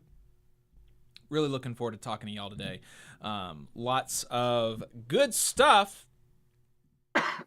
Lots of good stuff to talk about. So I don't know. There's so much to talk about. I don't know what I want to talk about first. Let's go with Joe Rogan. I think that'll be an easy one to talk about. And so everybody knows Joe Rogan, podcaster. Spotify gave him $100 million to do his podcast. Did you know that that's how much the deal was? $100 million. That's a lot of money. That's a lot of money. That is a lot of money. And so this is actually from a podcast a while ago, but this clip came across my feed somehow. And I thought it was kind of interesting. There were some interesting implications from it, and so I wanted to. I'll just play this for you, and then we'll talk about some of the things that I took from it. Like, if we outsource all the things that we're guilty about, does it leave at our border? Like, Never. It never leaves. Yeah. You have a phone that's made by slaves. But do you feel guilty about it? Yes. You do? Yeah, for sure. If there was a company that came along that was like, if Samsung said, hey, we're going to make all of our phone cruelty-free. Cruelty-free. Yeah. We're going to get all of our cobalt from this place where we can ensure you that there's nothing there and no Chinese factory workers making 16 cents a day or whatever the fuck they make. Yeah. It's not if there was a phone that was made in America that cost twice as much, I'd buy it in a fucking heartbeat. But there isn't. There isn't. So there you go. Talking about how he would spend twice as much money on a phone, and phones are like expensive now. They're like $1,000, $1,000 for a phone, and so he would spend twice that if he could get a phone that was made, with good working conditions. And in a different part of the clip, he said something about union wages, and I think that's fine. That's good of him, if that's true. And so since he's like a public figure, and a lot of times public figures, people who have podcasts, a lot of times they have merch. We have merch.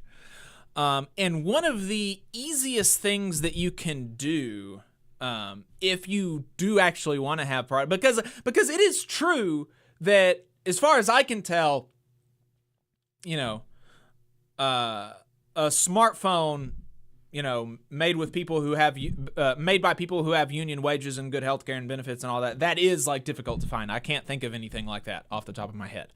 I'm not aware of that. I think they're all, the conditions of the people who make the smartphones are like generally, I think, widely accepted to be not good. I think slave is probably hyperbolic, but nevertheless.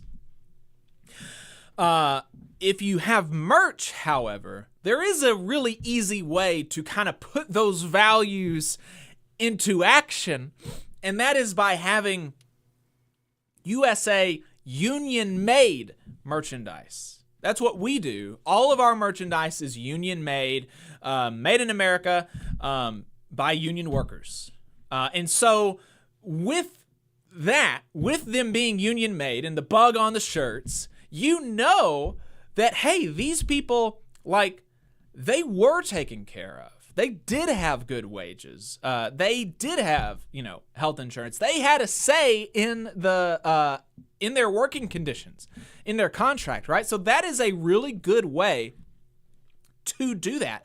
And actually, union-made merchandise is, not that much more than non-union made merchandise.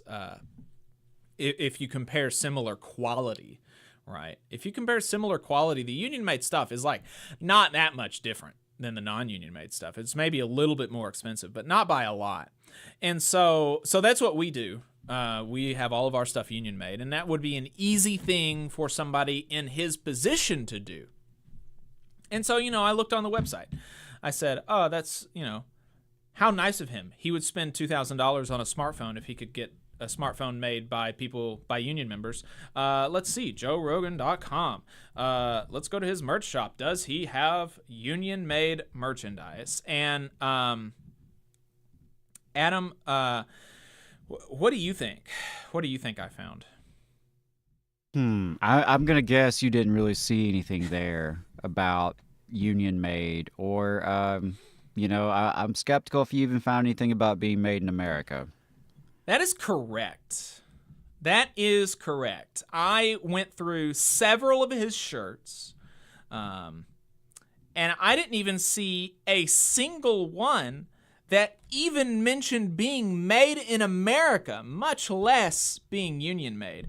Now, if I want to be extremely charitable, it is true that I also didn't see any information about, where it was made or whatever. But but I have found, I'm sure if you were to purchase the products, yeah, if I were to purchase, then I would see that it was for the union-made low in America. price that is being advertised, yeah. you could purchase the products and get a damn fine guarantee. But aside from that, you would think you would advertise it. Yes, if you and did that is what I have found, is that actually if your stuff is made in America and if it is union made, then you advertise that. I have in fact never had a product that I bought that did not advertise that they were union made and be pleasantly surprised with a union made product. That has in fact never happened to me in my entire life as a consumer.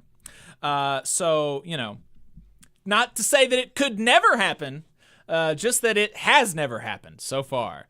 So yeah, pretty lame from Joe Rogan there, not having, presumably not having union-made merchandise. It's such an easy thing to do. I mean, really so easy. His shirts sell for $30 a pop, and they're not, and they don't even say they're union-made. So they're almost certainly, these are like made in Bangladesh or Vietnam or something like that, and he got them for like $5 a pop, and he's selling them for $30. We sell our shirts for $32, and they're union made, and we buy them, we're not able to buy them in the bulk that he is presumably able to buy them in, and so our prices, like, we do not make that much money on the shirts that we sell. We make like maybe $5 per shirt. We spend like $25 on a shirt, and so that we spend that much. So if we can do that, I think he could, but he doesn't. So there you go. Pretty lame. I do also want to say, though, that as Derek Guy writes in The Nation, Made in America is not actually necessarily, it does not mean more ethical, unfortunately. And in his article, Made in America never meant more ethical, he details some really, really heinous working conditions that garment workers in America have, including in Los Angeles, people making $300 a week to work 6 days a week, 12 hours a day for $300. That is insane. And that's in America, right? And so having it union made is really the only way to Made in America doesn't really mean all that much. Union made is the thing that means something. So don't be too impressed when you see Made in America. But nevertheless, figured I would pass that on to y'all because I thought that was interesting. Yeah, well, I mean, I guess it's easy to just talk about it. It's a lot harder to actually be about it. Right. That's true. Easy to talk the talk, less easy to walk the walk. All right. So is Dave in the Zoom? Not yet, no. Okay, that's fine. No big deal. Appreciate everybody tuning in. We've got 30-something people watching the show, and 33 people have liked the stream. So if you haven't liked the stream, please do. Appreciate everybody tuning in. We've got some more people that have filed in here. We have Andrew, Quirky Geek Girl. We've got Adam S. and Scott. Thanks everybody for tuning in. And hope you enjoy the rest of the program. If you're listening to us as a podcast, give us a 5-star rating on the podcast app. I think that presumably helps. It does, yeah. 26 5-star ratings on Spotify. So here's a challenge to the people who listen to us on Spotify. Let's get that up to 30 this week. How about that? How about 4 more people on Spotify give us a 5-star rating? Yeah, we can handle that. Yeah, I think that's a pretty reasonable goal. Yeah, absolutely. And one thing that I saw in the comments was about the education stuff and about the most minute infraction could get you kicked out of some of these charter schools, and that definitely speaks to what we were talking about earlier. Right. With school privatization and how sometimes these private schools and charter schools self-select their students. There was a guy I wanted to shout out to the audience, Josh Cowan, who is a researcher of school vouchers, and he started out as a pro-voucher gentleman, but has since seen the light. Mostly because he has done the research personally. And so he had a good opinion piece in the Hetchinger Report some time back. It's called "After 2 Decades of Studying Voucher Programs, I'm Now Firmly Opposed to Them. Here's Why Public Money Should Not Be Funding Private Tuition." And so definitely recommend folks check that out. It's always, it's one thing to hear from, public school advocates, I guess, but when you hear from someone who actually was on the other side and at least at one point, bought into this, right? And I think that can be convincing. Diane Ravitch is another one who was kind of like that. She worked for the Bush administration during No Child Left Behind, and then went on to become a much more progressive person and an advocate for defending public schools against privatization. Yeah. And I do think we have, I think we got Dave coming in, the Zoom. All right. Fantastic. So Dave Cann is the National Organizing Director for the American Federation of Government Employees. AFGE is the largest federal employees union, representing some 700,000 federal workers across the country. That is my union. Local 1858 represents some 7 or 8 or 9, 10,000 workers here on the Arsenal, Redstone Arsenal. So lots of responsibilities. And as the National Organizing Director, he has been doing a great job. And I'm looking forward to talking about some of those results with y'all. Dave, welcome to the program. Thank you so much. I appreciate being here. So let's give us an overview of the results of what we saw in 2023 as far as organizing is concerned in AFGE. Yeah, thanks. It's been tremendous.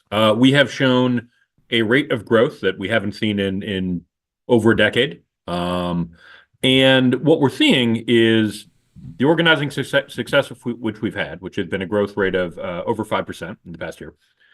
Has been a combination of new unit organizing, where we're taking new folks into the AFG family, and a lot of internal organizing. And what's exciting about that internal organizing is we're taking the model that we've traditionally used for new unit organizing, which lends itself to building power and giving folks a voice and getting people involved with a sense of ownership of their union, and using that for our internal work. So not only have we shown growth, but we've shown an increase in strength as a result of bringing people in and helping them understand that when they join the union, it's an opportunity for them to have a voice. It's not an opportunity just to have representation. It's not an opportunity just to get good service, but it's an opportunity to take ownership of the workplace and have a voice on the job. As a result of that, we've had great retention.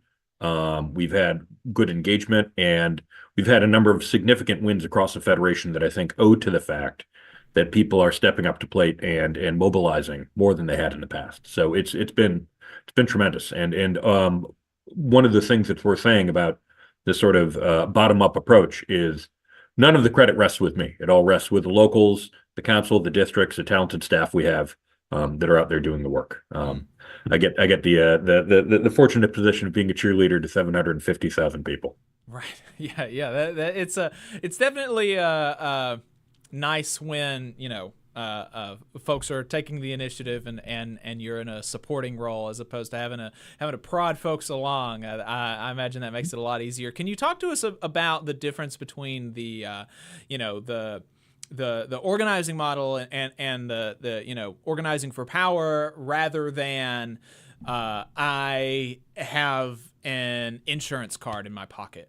Right, because you mentioned you mentioned that about not seeing the union as a service, and I think I heard you talk about how that's been people have pitched union membership in the past and in several unions and including in AFGE like fire insurance to new members and I think I heard you talking about that on America's Workforce with Flash and I thought that was that was really important. Can you talk to us about how you see those two models and why one is superior?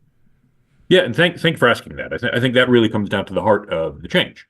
AFGE before the pandemic and before the Trump executive orders, which aimed to drive a spear into the heart of the federal workforce and make it so that folks could be organized, we had 27 years worth of growth. And that was a mix of different organizing methods, which included the service model, which I think wound up becoming the go-to. What that pitch winds up being is reaching out to folks and saying, listen, you wouldn't get into your car without driver's insurance. It's not allowed. You wouldn't go about your life without health insurance because you never know when you're going to need it. And it would be irresponsible not to have job insurance, which ultimately is what being a member of the union is, or the argument we used to make. Right. And in so doing, we'd get people to join often. We also have tremendous benefits, life insurance, discounts on tires, stuff like that. And while that's a great sweetener and one of the benefits of joining, and certainly nothing to malign, we were using that to recruit folks too a lot. And as a result, what ended up happening was people's understanding of what it meant to be a union member was hobbled. It was restricted by their understanding of the fact that they paid a fee to AFGE and as a result would get a service from it. They didn't think of themselves being active participants. I've got a motorcycle. If my motorcycle insurer were to call and say, hey, Dave, we need you to come to a rally on Saturday, I said, I think you've misunderstood the nature of our relationship. Right. And so that's what was happening before. So now when we ask people to join, we say, we have, and this goes back to Jane McAlevin when she talks about no shortcuts. And inducing people or trying to recruit people based on selling a service. There's a shortcut there, but it's easier, I'd say in some ways, but it winds up costing them and the organization in the long run. If you wind up having a one-on-one conversation with every bargaining unit employee and saying, tell me about your job. And it's better, by the way, it's always going to be better when it's a coworker. It's always going to be better when it's a trusted activist or leader in the workplace. Because while I've dedicated my career and life to the labor movement, I'm not a federal employee, and I don't work in a DoD warehouse or a VA hospital or on the border with the Border Patrol agents or working the gate with the TSA folks or in any of the field offices with SSA.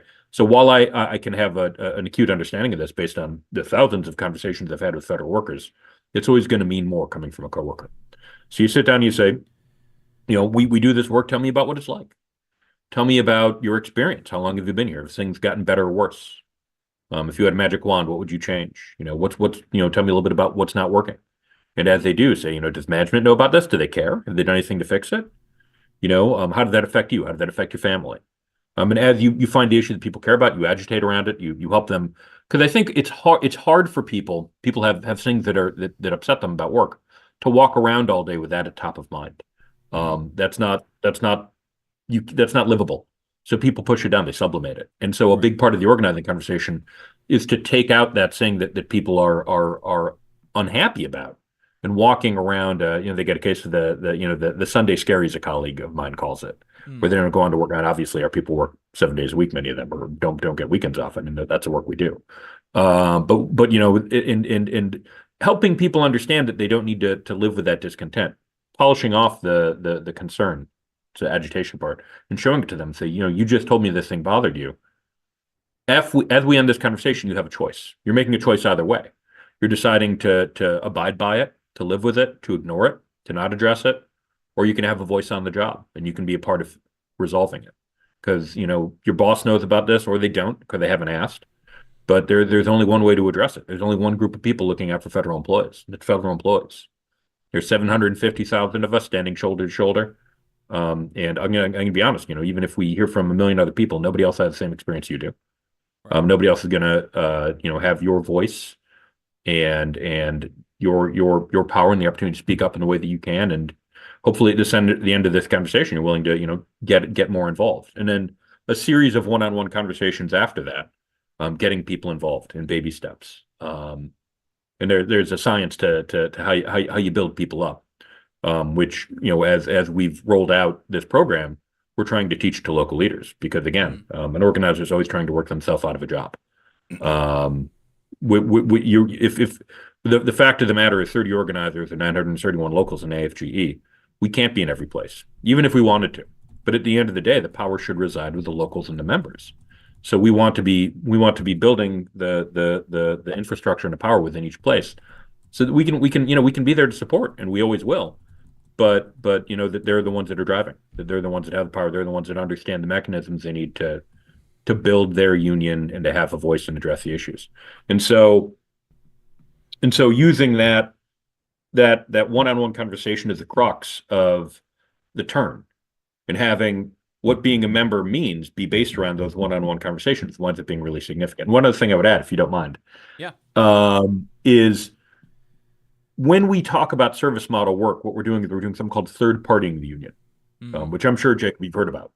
But it's something that in the private sector, when you start an organizing campaign, the agency will hire union busters. They call them union avoidance people, and they'll have things called captive audience meetings. Well, they'll close the door and say, you've got to come to this meeting. So if you're organizing a Toyota plant or an Amazon warehouse or a grocery store or factory, they say, you've got to come in to, this big management office. It's a mandatory meeting. If you don't show up, you'll be fired for insubordination.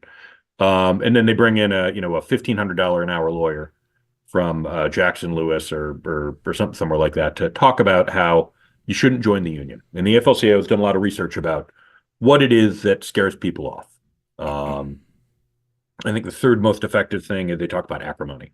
They say, things might not have been perfect, but you can feel the tension here. You can feel how uncomfortable it is. That's all because that's what happens when you get a union. And obviously a part of their effort is to make things as tense as possible. They're trying to scare them away. I think the second is talking about, how unions are corrupt and run by the mob and stuff like that, which was not a fable. That used to be a problem in certain sectors over time. But we're men of the world and men and women and union siblings of the world in 2024. We know that's not the case anymore. But the first most effective thing is third-partying the union, where they say, listen, if you need to leave early to go take your kid to a soccer game or go to a doctor's appointment, you can always come to my office and ask. You can always, if you need a raise, you can always come to me. But if you get a union, then I can't say yes to you as your boss. I need to talk to some union boss who will say yes or no. And we don't want to bring a third party into our relationship. And that's the most effective way to deter people, to keep people from getting involved in unions. So here's what's crazy. When we use the service model, we're saying you pay me, the union, or us, the union, or them, the union, to represent you, and you're not involved. We're saving the employer $1,500 an hour by third-partying ourselves. Right. And so not only are people never going to get involved, but it's the main thing that drives people away. So not only are we, doing the service to the members of giving them a voice and getting them involved and handing them the reins of their union by having an organizing model that puts their issues and their control front and center, but we're not driving them away in the way that we would with the service model, based on what the research shows. When you talk about, these one-on-one conversations and building people up, I think that's really important, building people's confidence in the actions that they're taking and all of this. What would you recommend for some of the first steps to some of the first homework assignments that you give to people that you've had a couple of one-on-ones with them, and they say, okay, yeah, all right, Jake, you've convinced me. I think the union seems like it's fine. I'm willing to join. Paying my dues now. You said, I'm the union. I need to get involved. What does that mean? What are some of the first things you can give to new members to get them involved? That's a wonderful question. And the answer to that is always going to be super personalized.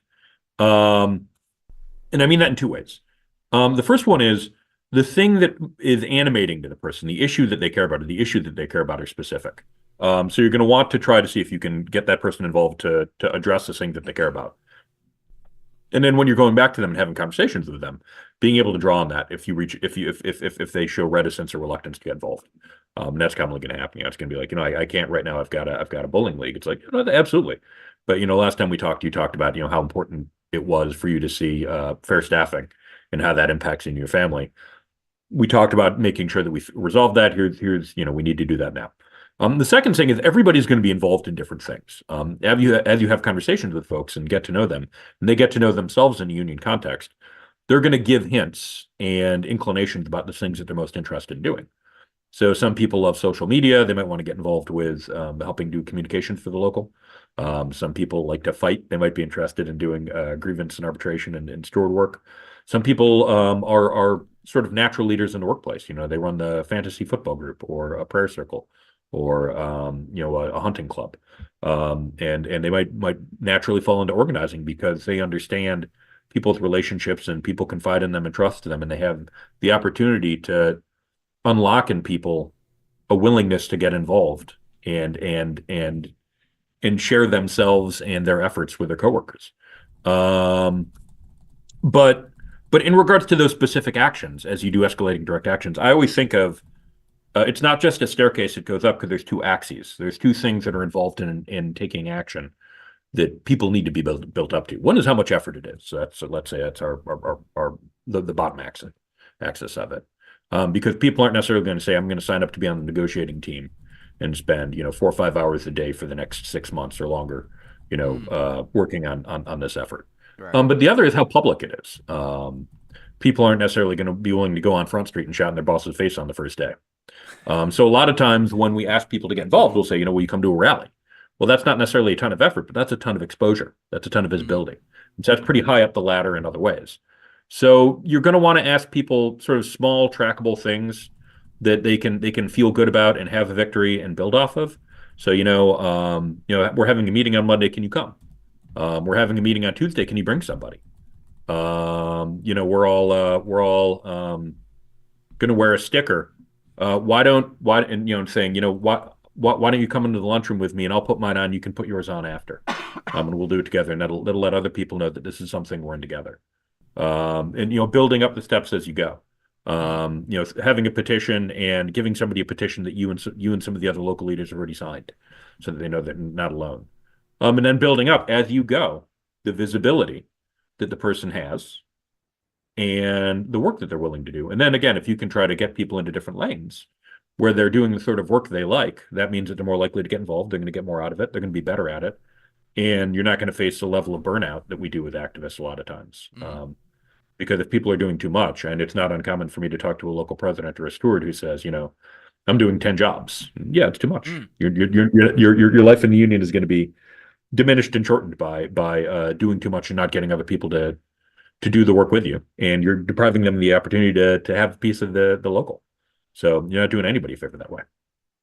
Right. And that goes back to you mentioned about organizing yourself out of a job, right? I mean, that is that is so important for the person doing the organizing, because it's so easy to just take on so much work that you do burn yourself out, and right. You do and you make it such that you're not enjoying yourself anymore, that you're overwhelmed, and then the quality of your work can begin to suffer for the union, right? And you if you do too much, you can't do a good job, and then you're also you're corralling all of the institutional knowledge in one or two bodies, and then what happens when you're gone, right? When because you just can't be the guy forever. I mean, you got to retire. You got to, or God forbid, something happens and you die suddenly. What's the union going to do if you die in a car crash tomorrow? What is your agency going to do if you die in a car crash tomorrow? You need to. I think it's important for leaders to be thinking about that, and make sure that.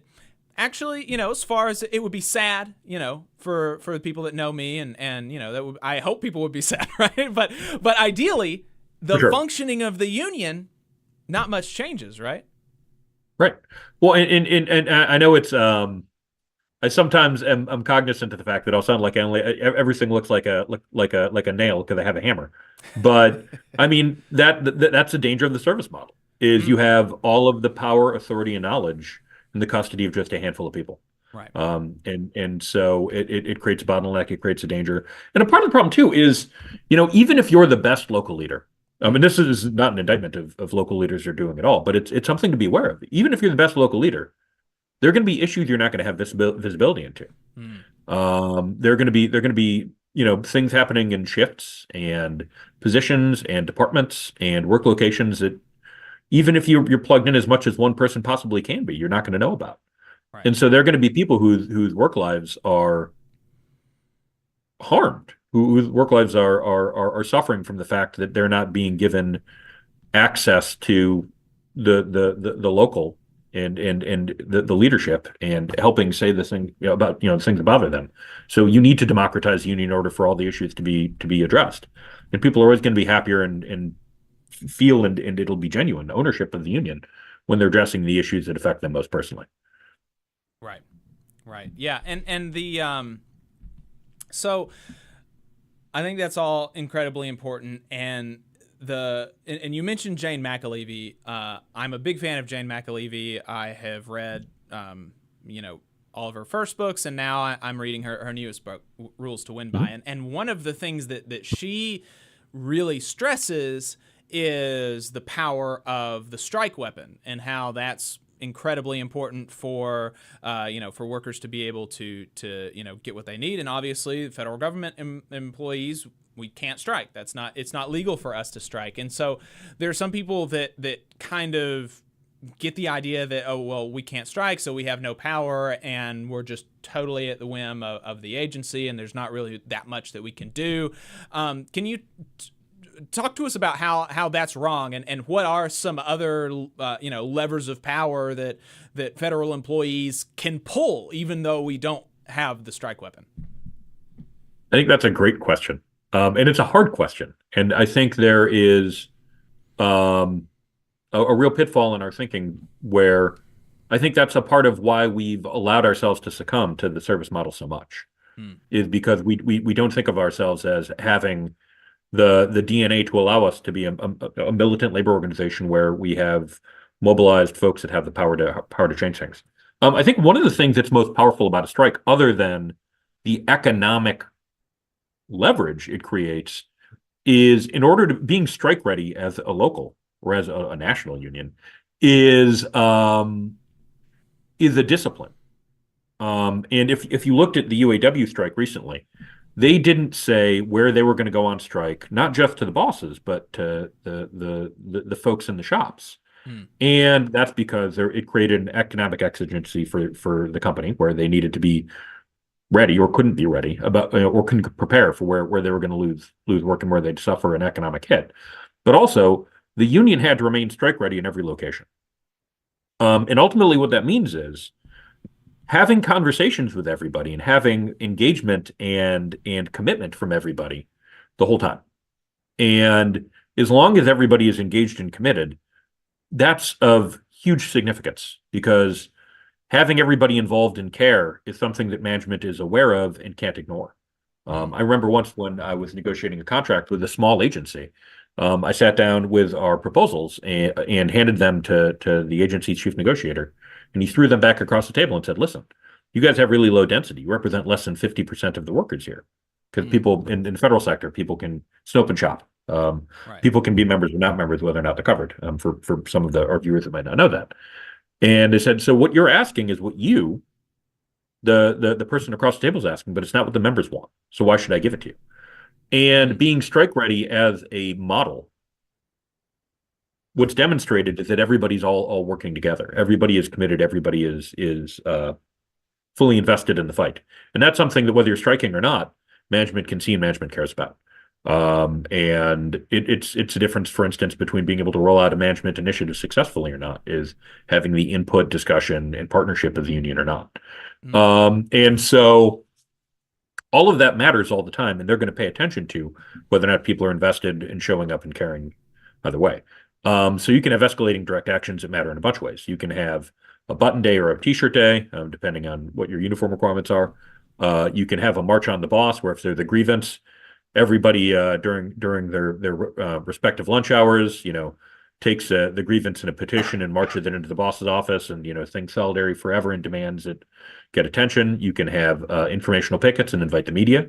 You can invite local elected officers who are the bosses of the agencies and in charge of all of their funding mechanisms. You can have letter writing campaigns. One of the things that's different is, the bosses of federal employees are elected officials. There's no referendum for being able to get rid of a boss in the private sector, but being able to address and I'm not saying that we would vote them out. Although, outside of Hatch Act, political mobilization is a very powerful tool. Right. But drawing attention, but our bosses are answerable to them. So, if you work for a military boss or a military base and you reach out to the elected officials and say, all the people that live in this community are affected by what happens in this military base, and we're not happy to see it, and we're calling on you to help us address it, or a VA hospital, or Social Security, you can enlist the support of not just community allies but electeds in a way that has more salience. And you can build up in a campaign to all those things, and they have as much effect without the economic exposure to the membership that I think winds up coming out in the wash. Would I like to be able to strike? Sure. I would like for us to have every weapon in our arsenal that we possibly could.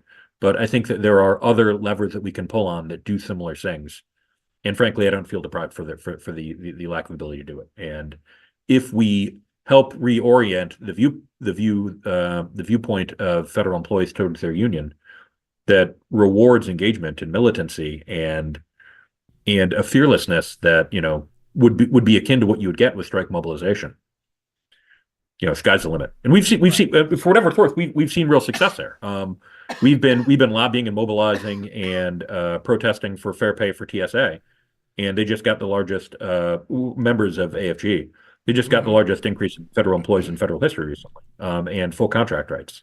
We just got, we had a foot dragging with the VA and Social Security to abandon the Trump era restrictions that they were planning on putting on our collective bargaining agreements.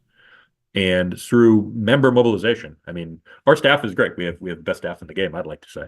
But it was member mobilization that got us across the field to getting great new contracts with both those groups.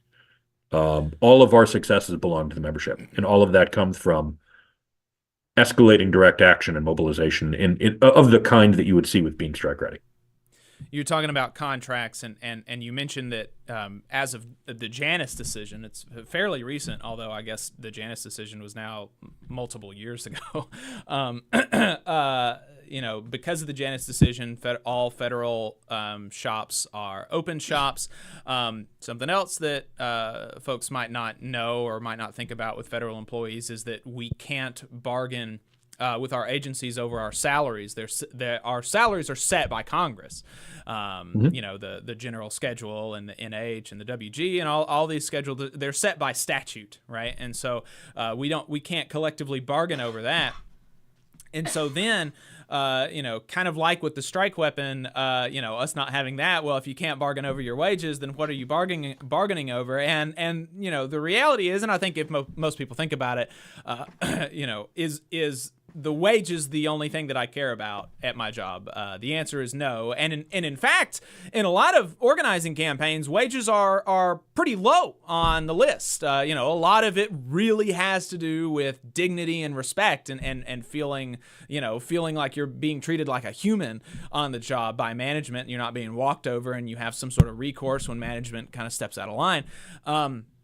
that really kind of rises to the top. And so, in along with that, do you have are there any contracts that you have seen at all, over your years working for AFGE, or that have been won recently that have, really interesting and unique wins for the workers at that agency? And that that may be a question for like the National Bargaining Director. I don't know if that position exists or not, but maybe a question for somebody else. But I'd be interested in your answer if you have one. No, that's a great question. And I'm happy to say that before I had this position, I had that position. So, okay, well, there you go. There you go. And the person that has it now, Marlon Jenkins, is amazing, way better than I ever was. So no shade there. But I think I'll start by, if you don't mind, I'll start by talking about the first contract I ever negotiated and how what you're saying is true. I started out in the private sector, and the first contract I ever negotiated was for a company that made batteries for missiles and satellites. And so I drive out to their factory, and they had a big parking lot in the middle, and they had two buildings. One with the factory and the other with management offices. And I would go straight into management offices and negotiate.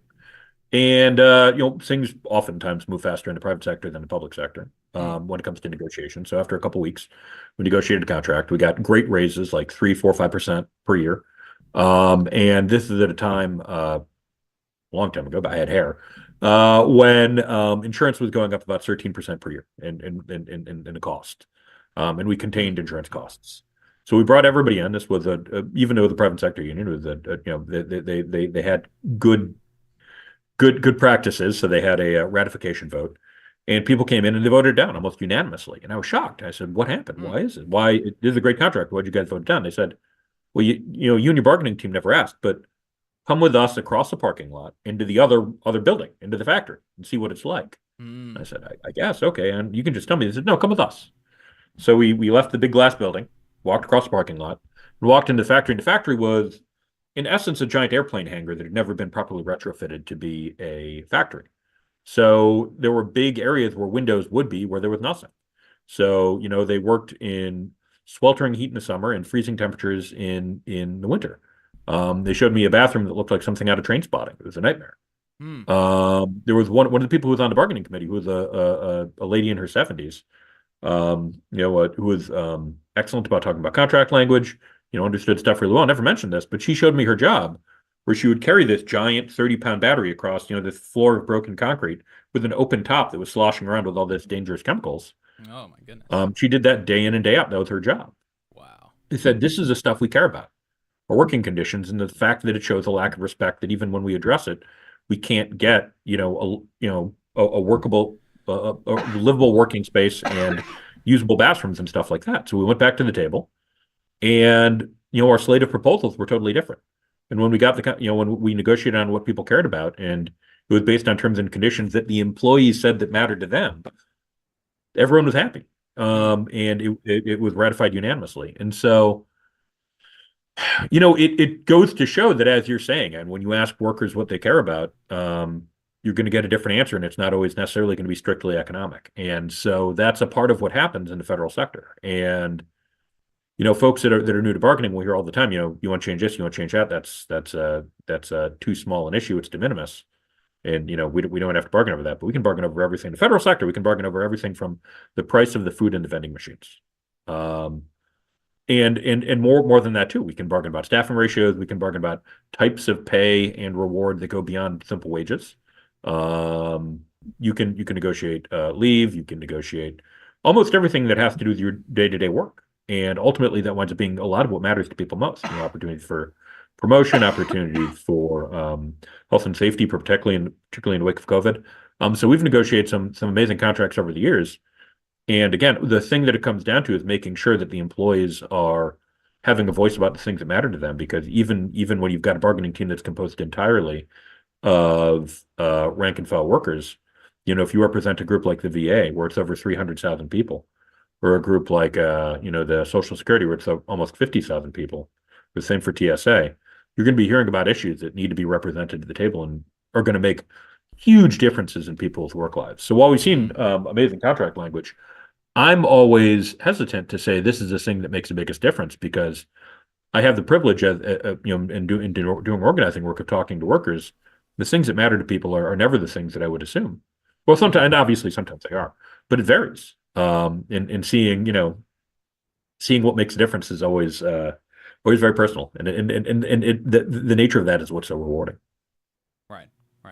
Yeah, well, that makes a lot of sense. So negotiating a contract, like you said, lots of things that you can negotiate over. Kind of the sky's the limit to a certain extent. And we've been talking a lot about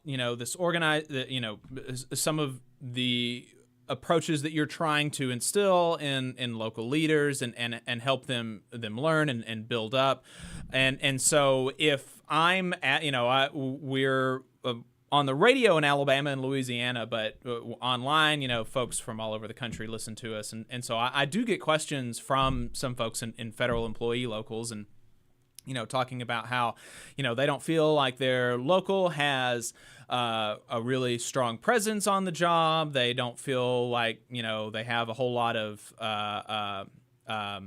ownership over their contract. Their contract is old, and just generally that they don't feel like the union's strong. Not a lot of people are members of the unions. The management doesn't think about the union much when they're making decisions. In cases like that, what would some of your advice be to rank and file activists or local leaders in that situation who want to turn that around? Well, to go back to my previous joke, that sounds like a nail. I think the way to solve an issue of there are different issues in there. So one is a local that's stagnant, where you have a local that has fallen into a pattern of a certain type of representation of a certain level and a certain complexion that isn't meeting the needs of what the whole bargaining unit has. So even if we're just evaluating it on as a service local, it's not doing enough. And then the other is a local where people are discontent, and it's not doing enough, and people are upset because their voices are failing to be heard. The answer to both of those things is for people to get more involved and to have conversations and to show up, because the power of the union is never going to come from the local president. And I've seen great local presidents from powerful unions and have locals, and I've seen great local presidents at sort of anemic and weak ones. It goes back to sitting across the table from the agency saying you don't represent half these people. Why should I care? If people show up and people are involved in in saying what they care about and taking a piece of what the union does and engaging in that representation and organizing together, that's going to make a huge difference. So you don't need to be a local officer to have an organizing conversation with a coworker. In fact, I would argue that when we talked about bandwidth, that the organizing should be done by an organizing committee. With 10% of the workforce spaced out in every shift, every position description, every location, every group, so that the diversity of the workforce in all of its manifestations is represented, 10% at least. And that's not necessarily the local leaders. They're not going to have time for that. If I'm negotiating a contract, I don't have time to be having one-on-one conversations with everybody and mapping it out, and giving people assessments and tasking people. So you can have a conversation with somebody and ask them what they care about, ask them what they'd like to see fixed, and ask them if they'd be willing to get involved in the union with you to help address it, no matter who you are.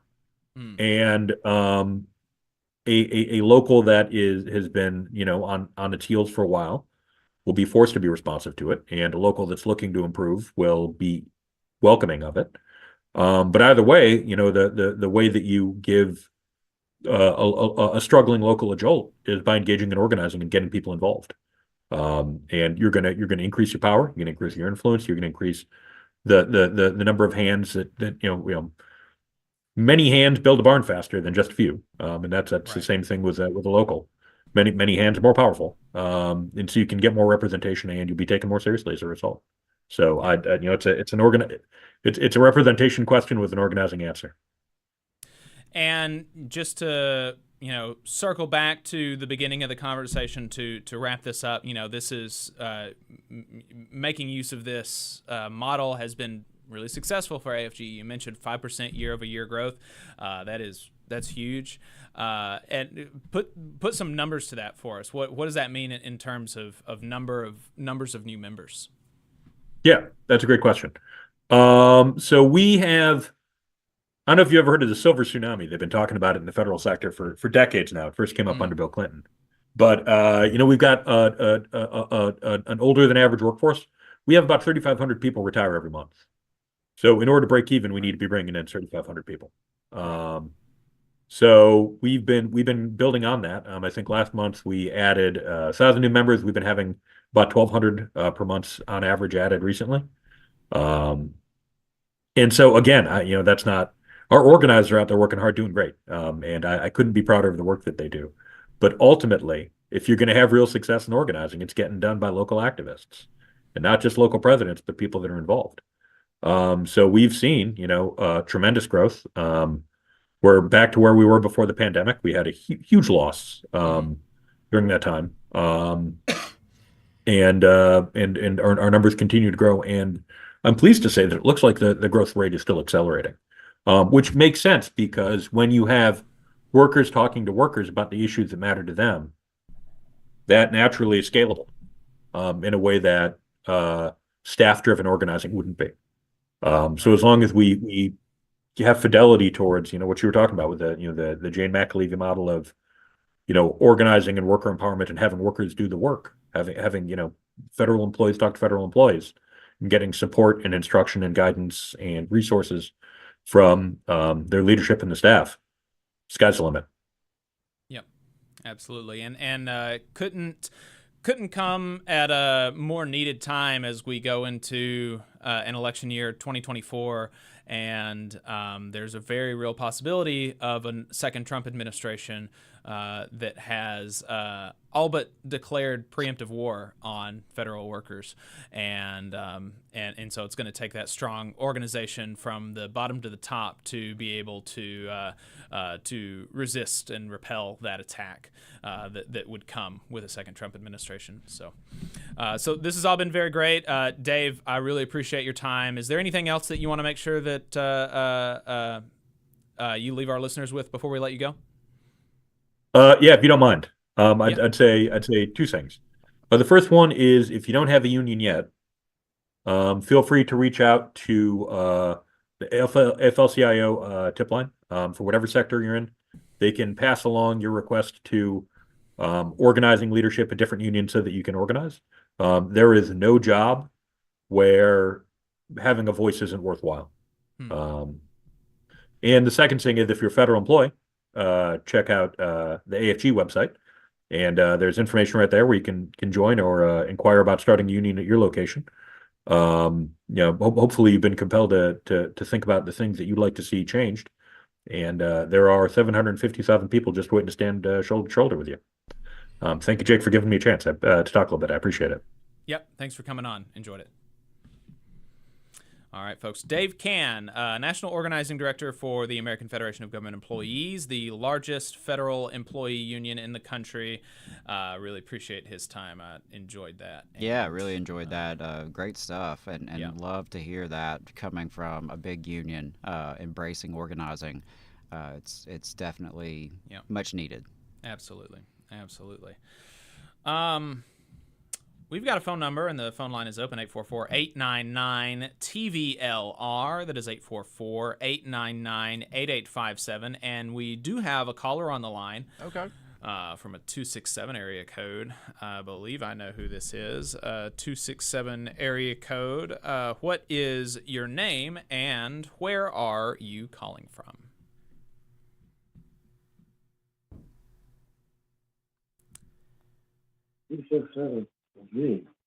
Hello? Yep, that's you.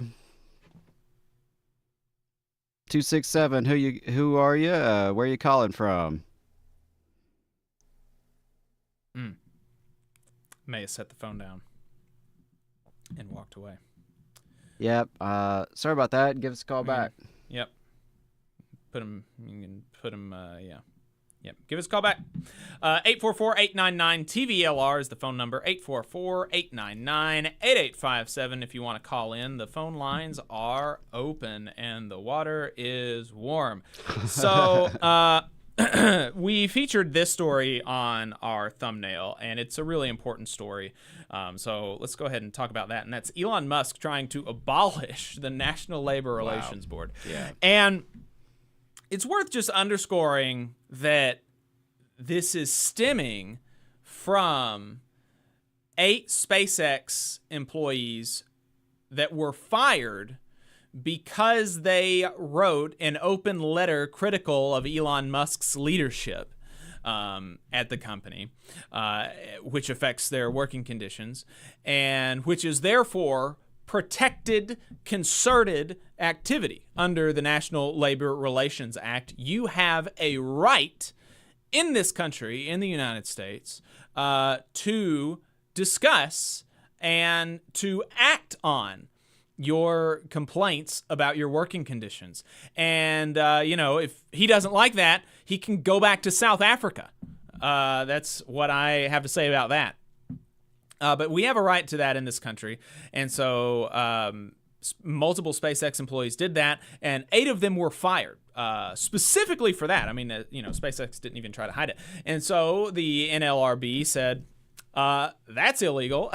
You got to rehire these people, and you got to give them back pay. And an administrative law judge agreed, and now Elon Musk is appealing it to an appeals court, took it to a federal court last week, saying that, not only is this isn't a correct application of the law, I disagree with the general counsel, whatever. They're saying the SpaceX's argument is that actually the entire agency's structure is unconstitutional because it deprives him of his right to a trial by jury.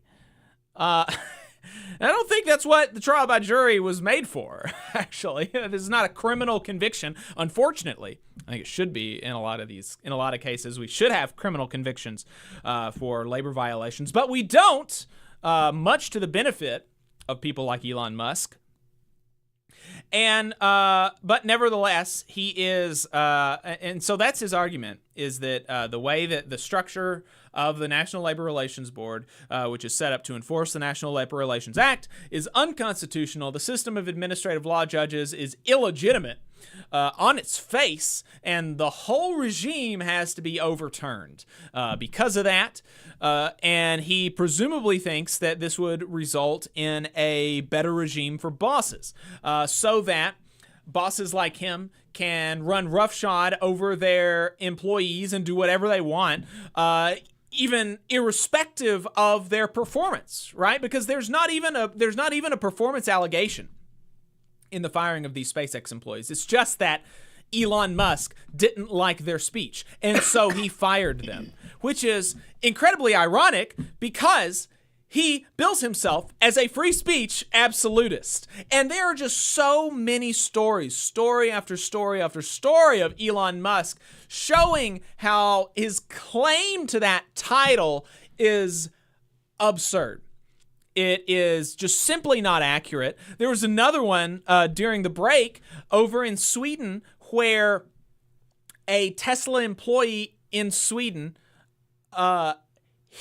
was called and into Tesla's office and disciplined because his wife posted derogatory comments about Tesla on her social media.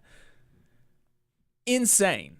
Absolutely bonkers stuff. And so, he's trying to do that in this country. And, unfortunately for him, workers have certain not protected enough and too little, but we have certain free speech rights in this country.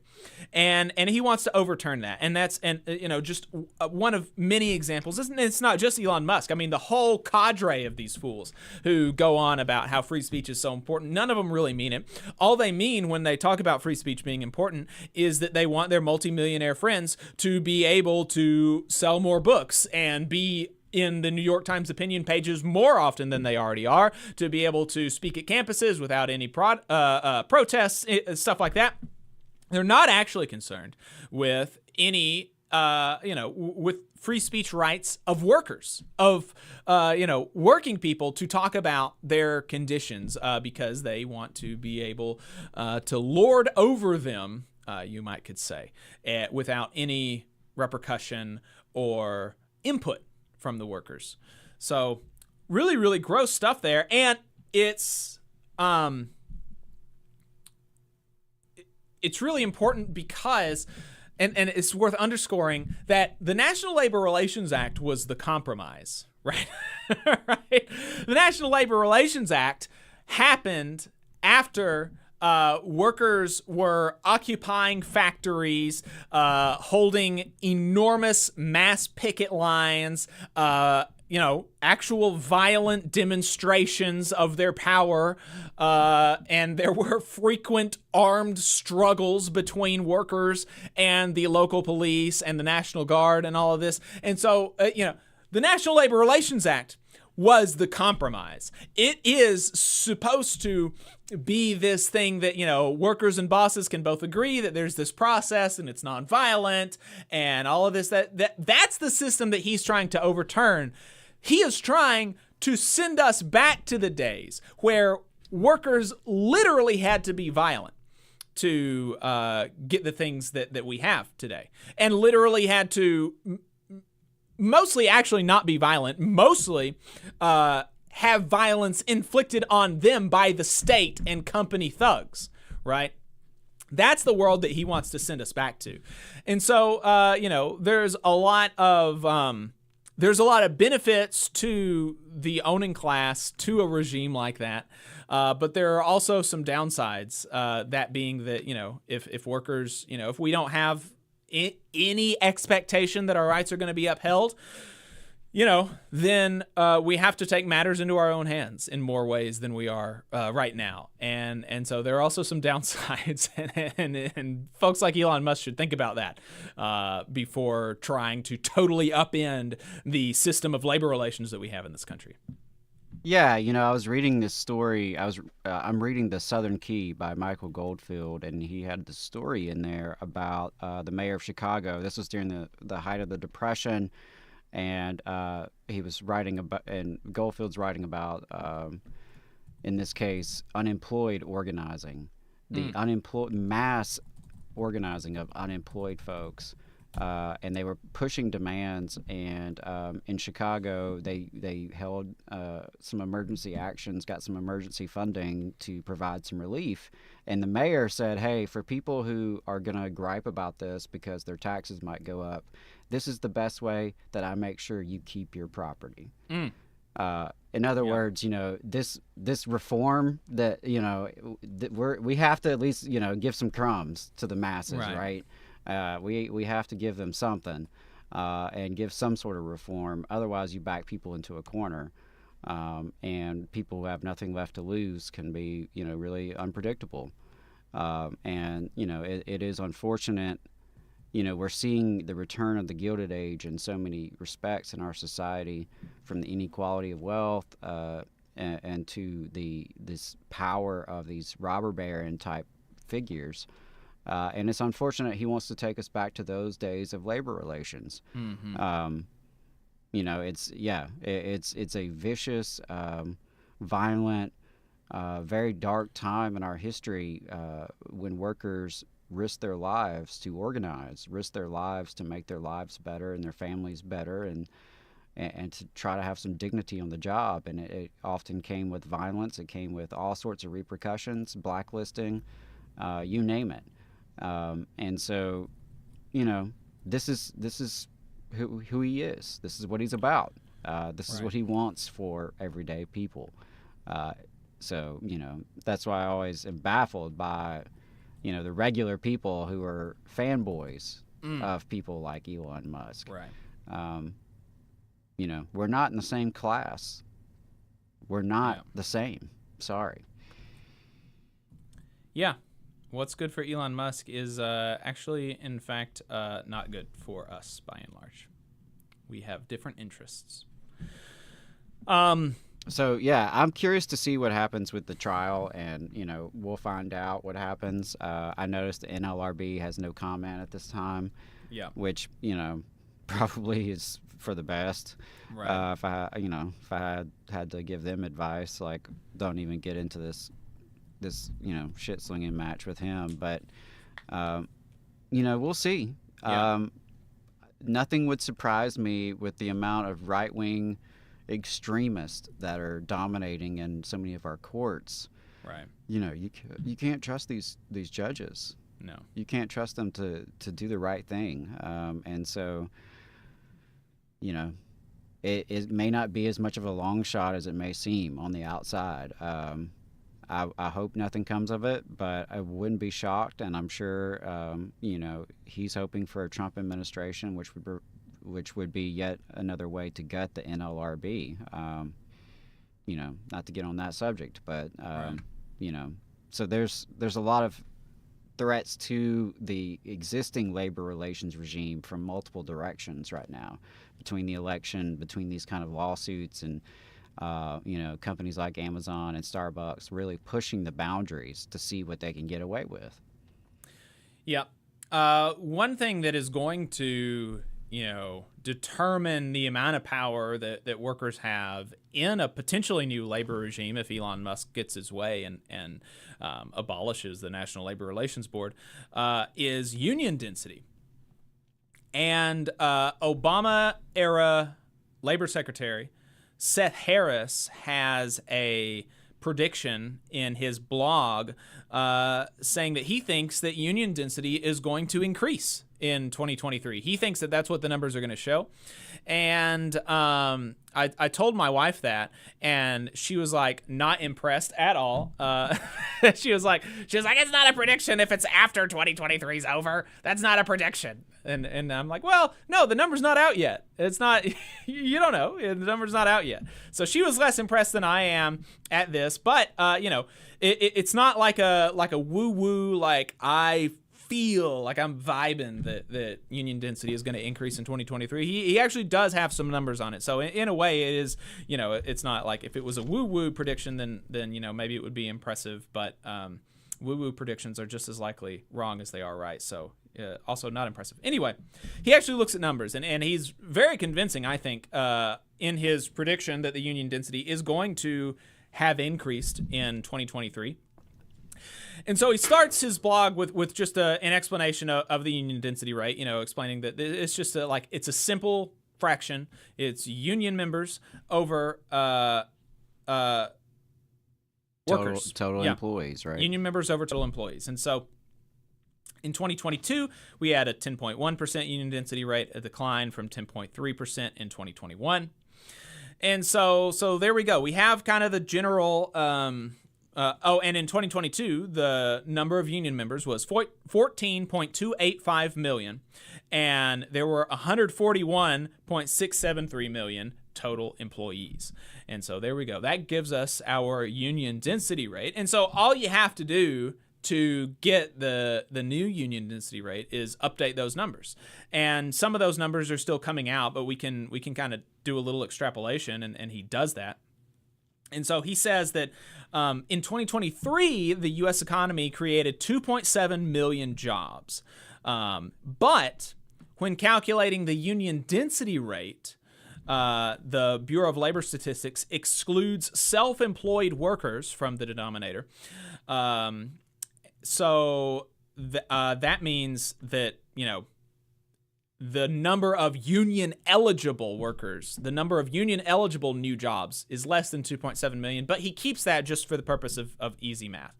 And so we've got the new denominator, right?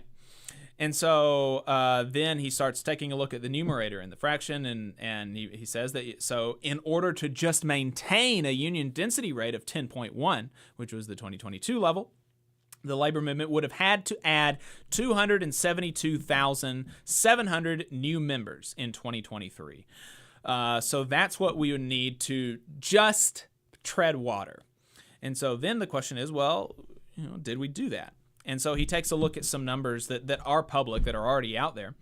And he comes to the belief that, yeah, we beat that, actually.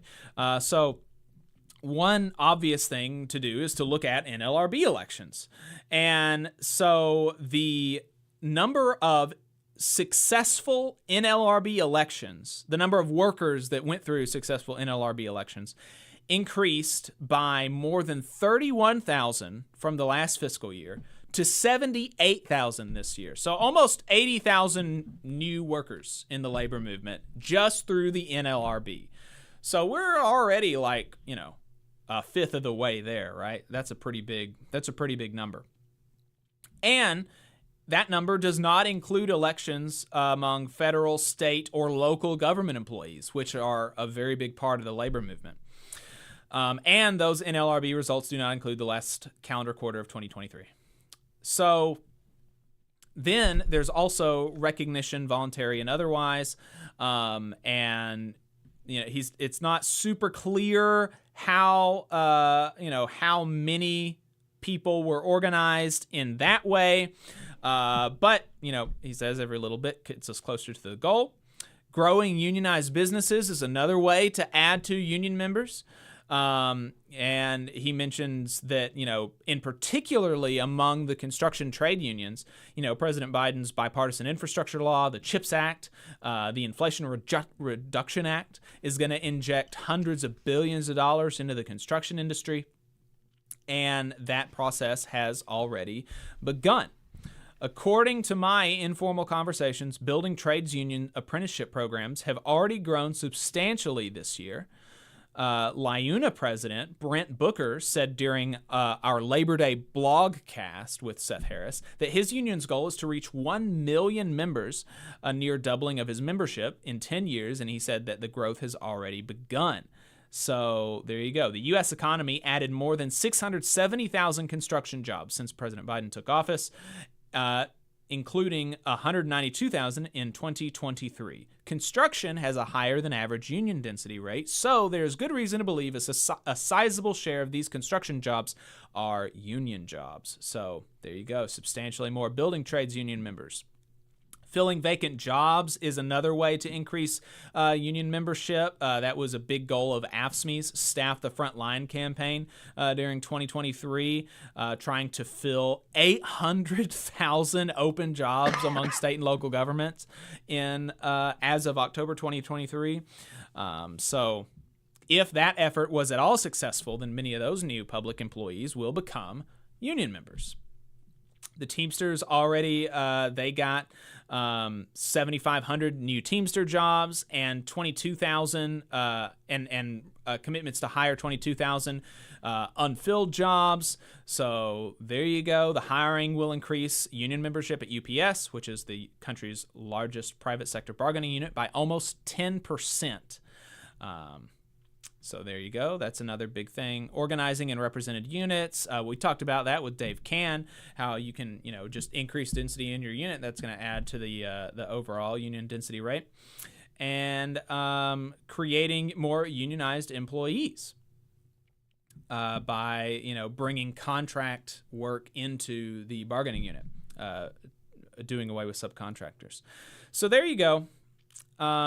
And he concludes by saying, these 6 active union membership growth strategies give me confidence that union density grew in 2023. I would be surprised if any of these strategies alone produced 273,000 or more union members in 2023. Taken together, I think it's likely, I would say highly likely, that union membership grew substantially in 2023. So there we go. So that's his prediction. I think it makes a lot of sense from his keyboard to God's ears, as the saying goes. Yeah. I hope to see the growth. We'll see, how it turns out. I'm interested in Alabama's numbers in particular. Alabama showed an increase in 2022, the largest increase in the South, and I'm curious if that sticks in the new BLS survey data that comes out. Mm-hmm. This makes intuitive sense, and so we'll see. I don't know that our unions are doing enough. I don't think there's enough embrace of new organizing yet, because even with what I suspect will be some modest growth this year. It's just not nearly enough for what we need. So, hopefully it's trending in the right direction, though. That'll be good to see. Really curious the breakdown and the numbers, how they're going to shake out in the South, how they're going to shake out in Alabama in particular. But those numbers, as small as they are still nothing to dismiss, right? I mean, there's 150,000 union members in Alabama. Yeah, it's not enough to win the governor's race, right? But it's enough to be the foundation of a movement. Could be. Yeah. Could be. Here's another story that really kind of illustrates the value of union membership. Comedy being legal again at NPR. There was a reporter who was fired last year, and this is in Vice, wrote about this. The title is "Fired Comedian Ordered to Get Day Job Back After Jokes Ruled, quote, Simply Funny," by Jules Roscoe. So Jad Slyman was a reporter in Philadelphia before he was fired over his comedy career, and now an arbitrator said that the employer has to reinstate him.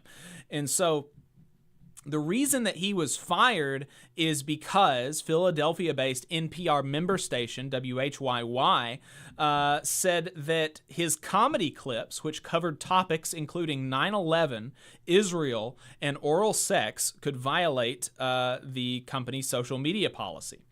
And so that's why they did it. And he said that they were, not only did they fire him, but they were just really petty about it. They took down all of his articles. They cut off my health insurance the same day, despite the fact that they know I have multiple sclerosis and rely on very expensive drugs to walk. I mean, really kind of just gross stuff. Really, really gross stuff. And so, yeah, senior management found clips of his stand-up comedy routines egregious. With sexual connotations, racial connotations, and misogynistic information. I'm not sure that I understand what those words mean, to be honest. Misogynistic information. What is that? I don't know. I mean, it's information that's misogynistic. What do you not get? I don't know. I guess so. I guess I'd have to hear it to know what's misogynistic about the information. But in a compromise in the arbitrator, he did have to take down all of his comedy posts from social media, so we can't review his jokes, which is very unfortunate. The comedy, Slyman says, focused on his, quote, experiences as an Arab American raised in a Muslim family, his experience in the Marine Corps, and his reporting while in the Middle East. So one of his jokes that his management didn't like was, I work at one of these places that's so woke, it's kind of racist. Like this lady asked my boss, she's like, yo, does Jad consider himself a person of color? Because she was making a list of us. Fucking hell? Sick. All right. I get to be in this lady's brown dude Pokedex. So there you go. So that's some of the jokes that he was fired over. But he is now going to be reinstated after the arbitrator's ruling.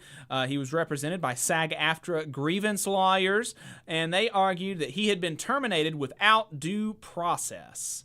So that's the unfortunate cold water on the ruling, is that the arbitrator didn't say that he gets his job back because his jokes were funny.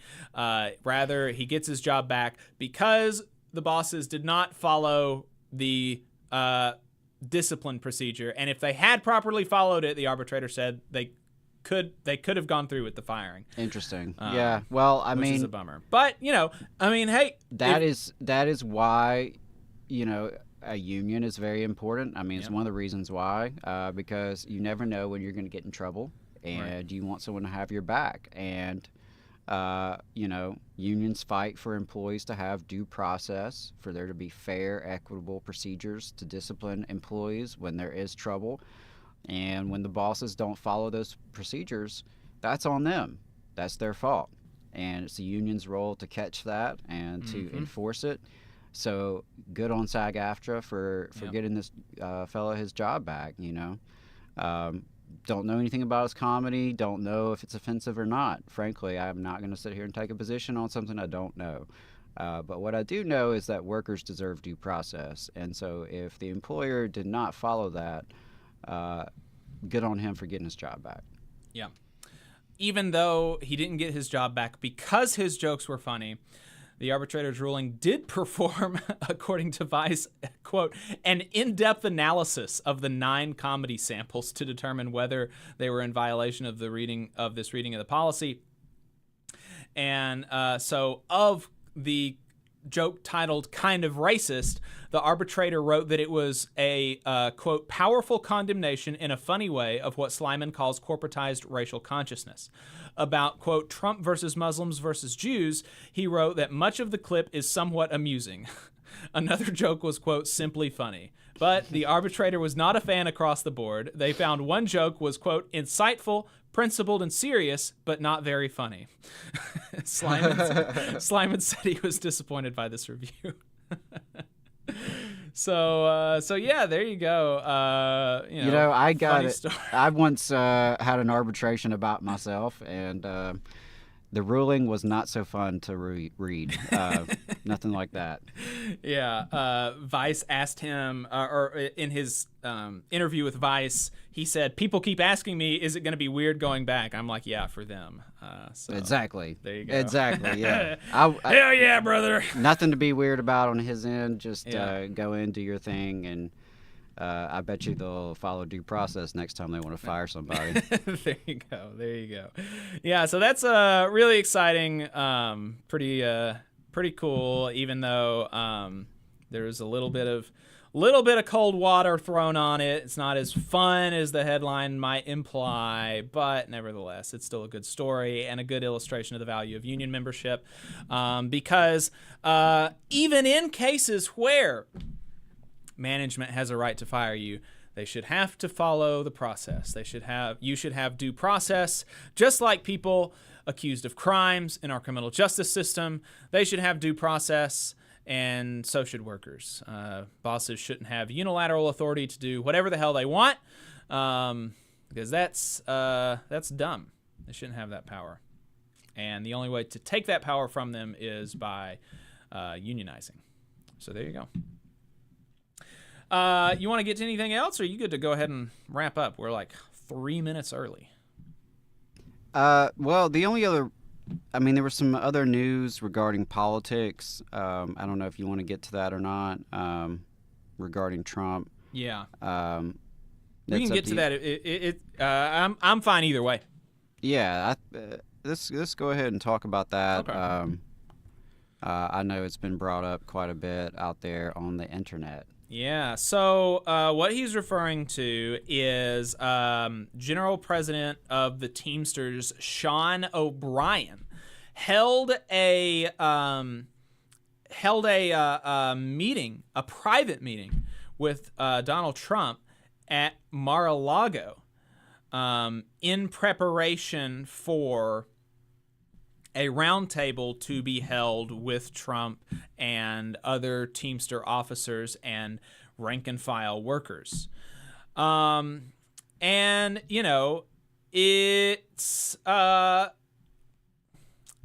kind of weird. It's kind of weird. For one, it's just kind of weird taking the meeting generally, I think.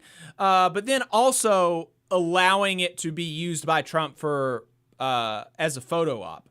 Trump a couple of days ago put a picture of him and Sean O'Brien both doing a thumbs up on his Truth Social page, right? And so okay, having the meeting is one thing. I'm fine to agree to disagree or to find, some to hold some tension there, but doing this next to Trump, that's pretty fucking weird. Weird. And so he got a lot of backlash, and actually it was interesting. There was a Teamster that I follow on Twitter said that Teamster Twitter is really fucking pissed off, but Teamster Facebook is like really excited. I don't know how true that is. I am not on Teamster Facebook. I have a view into Teamster Twitter, and so I saw the outrage about it. But they put out a statement along with their photo. The Teamsters photo didn't have Sean O'Brien doing the thumbs up, but Trump's photo did. The Teamsters photo had Sean O'Brien doing this just bizarre pose with his hands. It was weird. His face looked weird. I don't know what the deal was. If I would have wanted that retaken if I was Sean O'Brien, he just looked weird. But here's what they said in their press release. Teamsters General President Sean O'Brien met privately with President Donald Trump on Wednesday for an in-depth and productive discussion, I doubt it, on worker issues most important to the Teamsters Union. The former president committed to sit down with rank-and-file Teamsters, General President O'Brien, and General Secretary-Treasurer Fred Zuckerman in January during another critical presidential roundtable with union members. The upcoming roundtable will be held in Washington, D.C. at the Teamsters International headquarters. Quote, there are serious issues that need to be addressed to improve the lives of working people across the country, and the Teamsters Union is making sure our members' voices are heard as we head into a critical election year. We thank the former president for taking time during this private meeting to listen to the Teamsters' top priorities, and we are eager to bring together the rank and file for an important and necessary roundtable with President Trump this month. Additional details will be announced as soon as the Teamsters rank and file presidential roundtable meetings continue. And so and I also want to interject there to say that my understanding is that they have this open invitation to all the candidates. Yes. Right. Yes. They Cornel do. West, Marianne Williamson, Joe Biden, will or can have the same opportunity for a meeting and a roundtable.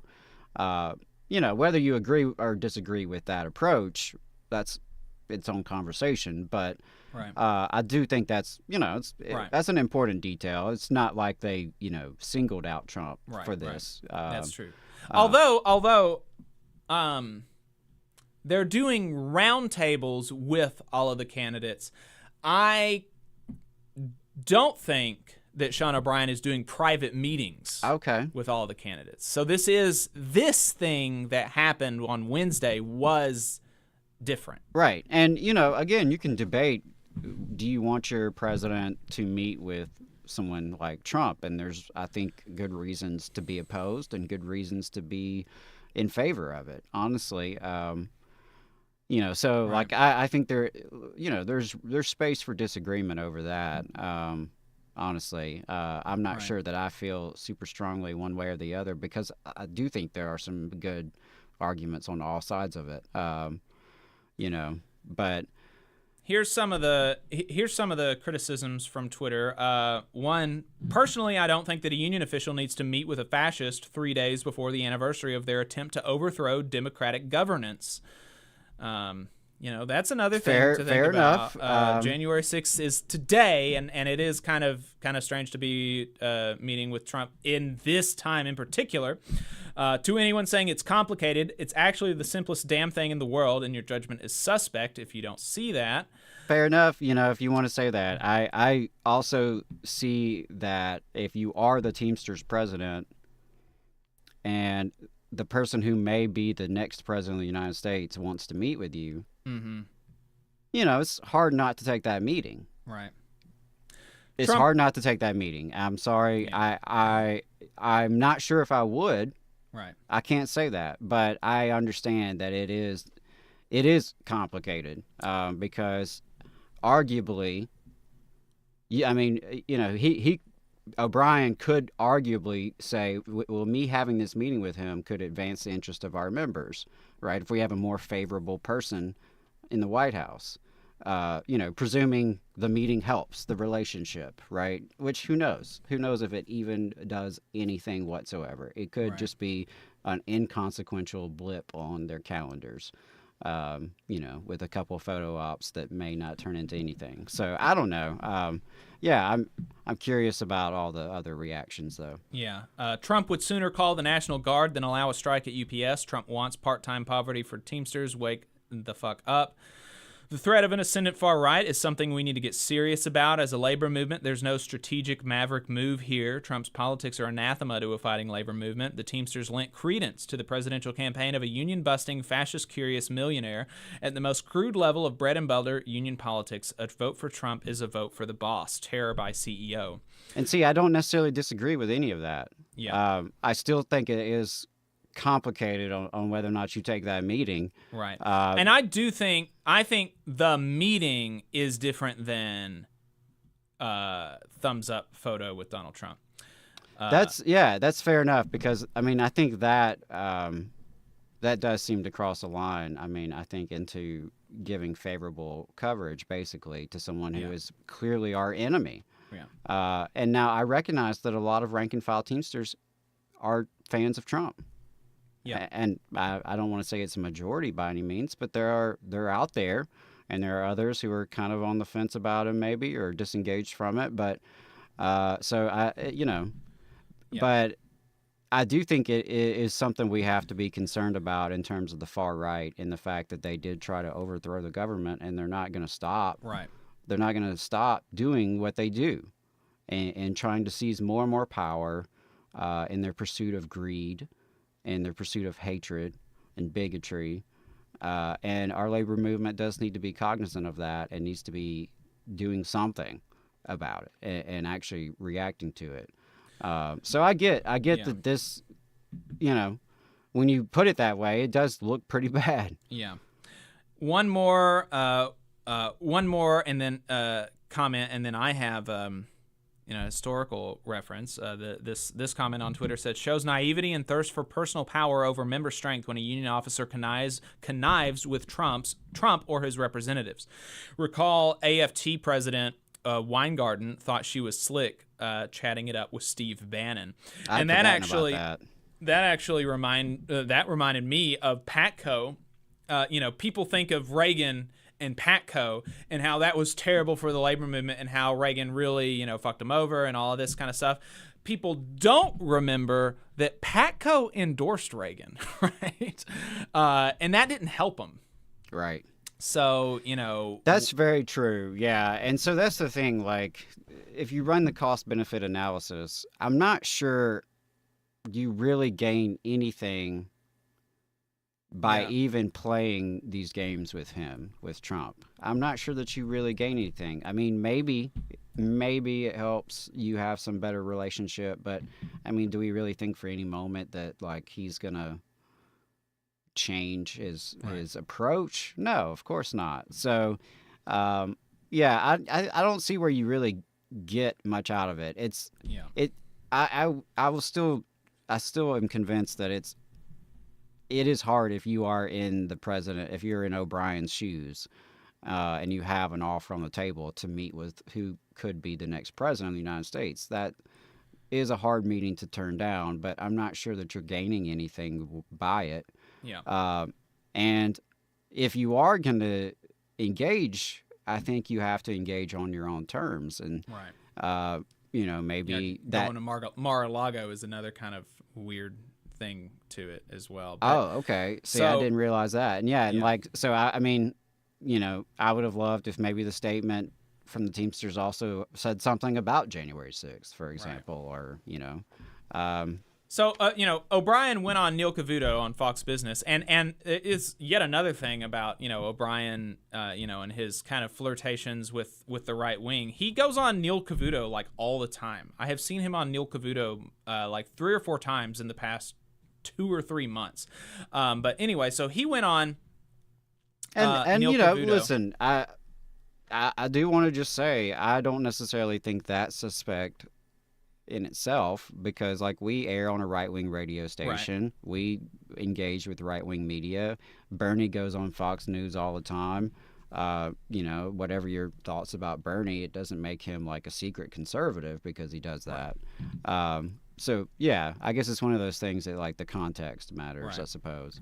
So here's his reaction to some of the uproar about his meeting with Trump, and then we have a caller on the line. I think I know who this is. I think it's a Teamster, and probably calling in to comment on this. So I'm interested in hearing what they have to say. So let's hear what Sean O'Brien had to say on Neil Cavuto. First off, you met with Donald Trump. How did that go? It went well. I mean, it was a meeting that, we requested all the candidates to come to Washington, D.C. to meet with us. Unfortunately, his schedule couldn't allow for that to happen. So we had just an initial meeting of where we stand on behalf of our members. But we said, we want him to come to Washington, D.C. and meet with our rank and file roundtable like we've done with the other candidates. And he's agreed to do that. All right. So what about Joe Biden? I know you've been at, I believe, events with him, but not in a political role per se, or maybe you can update me. Yeah, so we've reached out to the Biden administration, and they've yet to give us a date. We're optimistic that we will get a date. Look, this has caused a lot of chaos, this meeting, but, look, we have a job to do on behalf of 1.3 million members, and our job is to make sure that we make the best choices, and we can't make choices without doing interviews and finding out exactly where people stand on labor issues. Now, you're free not to share what you and the former president had to talk about, but was it friendly? Yeah, I mean, it was very friendly, very cordial. And I can tell you what we talked about. I told him it was important to us. I said, we're not going to support any candidate that, wants to push for national right to work. We need some laws changed as it relates to bankruptcy reform. We need some changes in NLRB to make, organizing that much easier for people that choose unions. So we had a frank conversation, very professional, just like we've had with every other candidate. So there you go. Interesting. Yeah. Yeah. So there you go. So like I said, we got a caller on the line, and then we'll take this call, and then we'll wrap it up. Calling from a 714 area code. What's your name? Where are you calling from? Buenos dias and feliz año nuevo to everybody. It's Jose Francisco Negrete out of local 952 and proud Teamster Mobilized. Jose, welcome. Long time no hear from. Yeah, welcome to 2024 Valley Labor Report. There you go. Gracias. With regard to Trump, I wasn't going to call it. I was listening to the show, but I mean, this Donald Trump thing. I mean, there's a lot of Teamsters that are Trump Teamsters. There's a lot. Right. I work with a lot of them. You know what I mean? And some of them are good people. They're not fascists. They're not racist. Their argument about Trump is with the whole, not argument, but the whole agreement with Trump is how the economy was better under Trump than it is with Biden. So that part I understand. But as a Mexican American, when he announced his presidency in 2016, coming down the elevator in his little golden palace out there in the Trump Tower, and the first thing that he starts, bashing our Mexican Americans, called us drug dealers, called us gangsters, called us rapists, and I guess, according to him, some of them are good people. Right. Some of them are good people. Here's a person that wants to divide the working class between race. Right? Look what he called the January 16 people. He called them hostages. What did he call the people protesting for George Floyd? Called them thugs, Antifa, communists. And I'm a proud communist. And this guy, for Sean O'Brien to meet with this fascist, this person that has no respect for the working class, a person that doesn't understand the struggle of the working class, just pays lip service like another one in office right now who claims to be the most pro-labor president ever. If they will have this rank and file roundtable committee meeting, and those rank and file will probably be appointed or hand selected. But I hope some of them ask Donald Trump, why did he gut an NLRB? Why did he support a national right to work legislation? Why is he always critical of immigrants? Those are things. Why is it when he had his presidential economic committee, why was it just a bunch of CEOs and no union leadership in there in those committees?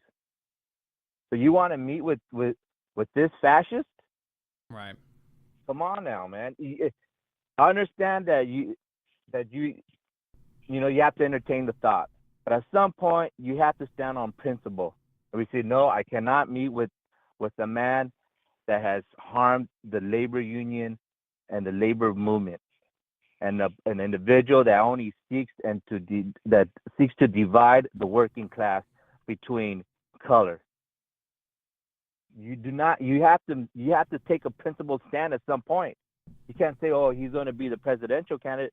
We all know he probably will be, but you need to take a principled stand and say, no, I cannot meet with them. Where's the principle in that? Where's his principles? This is why I don't think Sean O'Brien is a principled leader. You do not take those kind of meetings. And where is he on Gaza, on Palestine? Palestinian trade unions call for international solidarity. Right. Didn't Sean Fain, lay down his marker? Where's Sean O'Brien at? Yet you want to meet with the fascist? What's more important? Come on now, man. He's not principled. He's not principled. He shouldn't be leading this union. I didn't vote for him. He's our president. It is what it is. You know what I mean? If he's in office there for 5 years, and maybe longer. I hope not. But once you get in there, it's hard to get out. But you need to take a principled stand. He did not take a principled stand.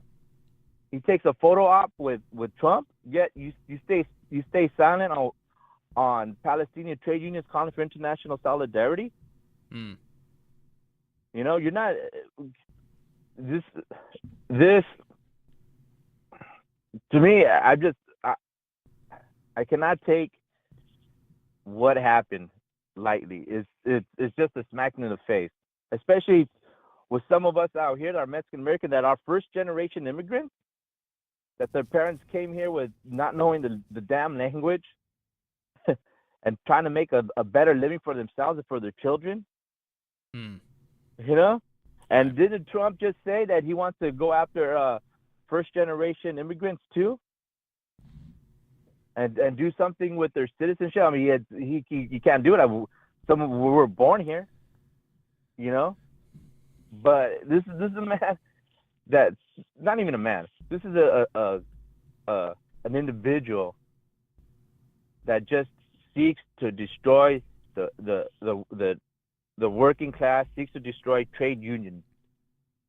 And for my president, general president, to meet with him, it's a smack in the face to all of us. And don't tell me he's a reformer, because if you're a reformer, you take a principled stand and say, no, I cannot meet with him. I understand there's a lot of Teamsters that are Trumpers. I understand that. But out of sheer principle, I cannot meet with him. You just do not. All right. Well, Jose, thanks for the call. I appreciate it. Yeah, Joe. Yeah, appreciate you sharing your perspective, and definitely respect how you feel about that. And I'm curious how other Teamsters feel as well. And I think that'll be interesting to see, what the conversations are among members about this and how members feel. Yeah. Have a happy New Year, and see you here in the next week, Jose. Appreciate it. Thank you. Yep. Joe in the chat on Facebook said chickens should meet with Colonel Sanders, but he's still going to cut your head off. So yeah. I mean, I guess the other thing is like leverage. Are you getting anything out of it? For example, UAW's approach with the Biden endorsement, I feel like has been pretty strategic in terms of, hey, we recognize you have something we want, but we're not just going to give it to you, right? Like so many others do, unfortunately. And so, I don't know. If they had said, well, yeah, maybe we'll meet with you, but what are you going to do for us? And if there had been some concession, some extraction of some kind that you could point to, I think that would make it different. If easier, or maybe easier to swallow. If you could say, yeah, sucks to have to meet with him, but we did win A, B, and C. As far as I can tell, there's nothing like that. So I understand, I understand Jose's concerns, and I imagine that's felt by a lot of others. people feel him. Yeah, Rick Smith. Actually, he's got Rick Smith, radio show out of Pennsylvania. He was very animated about this, upset at Sean O'Brien, and Rick Smith is generally a pretty ecumenical kind of labor guy, but he was very, very harsh in his critique. What in God's name were you thinking? Rick unloads on Teamsters President Sean O'Brien for kissing Trump's ring and posing for a hostage picture at Mar-a-Lago on the eve of the January 6th anniversary. That was from his Twitter account. So yeah, pretty. He was pretty upset. So, yeah. People were. I understand the open invitation for the roundtables for every candidate. I think that's reasonable. But yeah, I do understand the concerns about meeting with him and the way in which it was done and all that. Yeah. And I think it does speak to, though, a broader problem we have as labor, which is, how are we going to even relate to these elections in 2024? And what I expect is, we've already seen a lot of endorsements for Biden without any real concessions, without any real, like, they're giving endorsements away but getting nothing in return, right? Right. Folks can point to Biden's record and say it's objectively better for labor and for working people more broadly, and that's all true. But, that doesn't absolve the rest of the record. Yeah. Especially the rest of the concerns. Especially not with the Palestine issue. No, absolutely not, right? And so, it's going to be complicated. It's going to be one thing I would like to see is that our unions don't just dump a bunch of money behind Joe Biden and establishment Democrats. Unions are our PACs, I should specify, but I just don't know what you're getting for that. There are plenty of ways you could use your resources, and I would just encourage folks to be strategic about it. But we do have to be prepared as a movement to deal with further, election interference, further, government overthrow attempts, and so that's something we have to deal with. I know David Van Dusen up in Vermont was having some issues with the national AFL-CIO because he was really taking some leadership there from a state federation standpoint.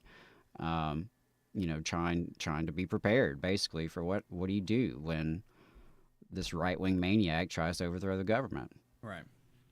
It's a real question, and our labor movement does represent over 10% of the workforce, has millions of members across the country, and so we should have a plan.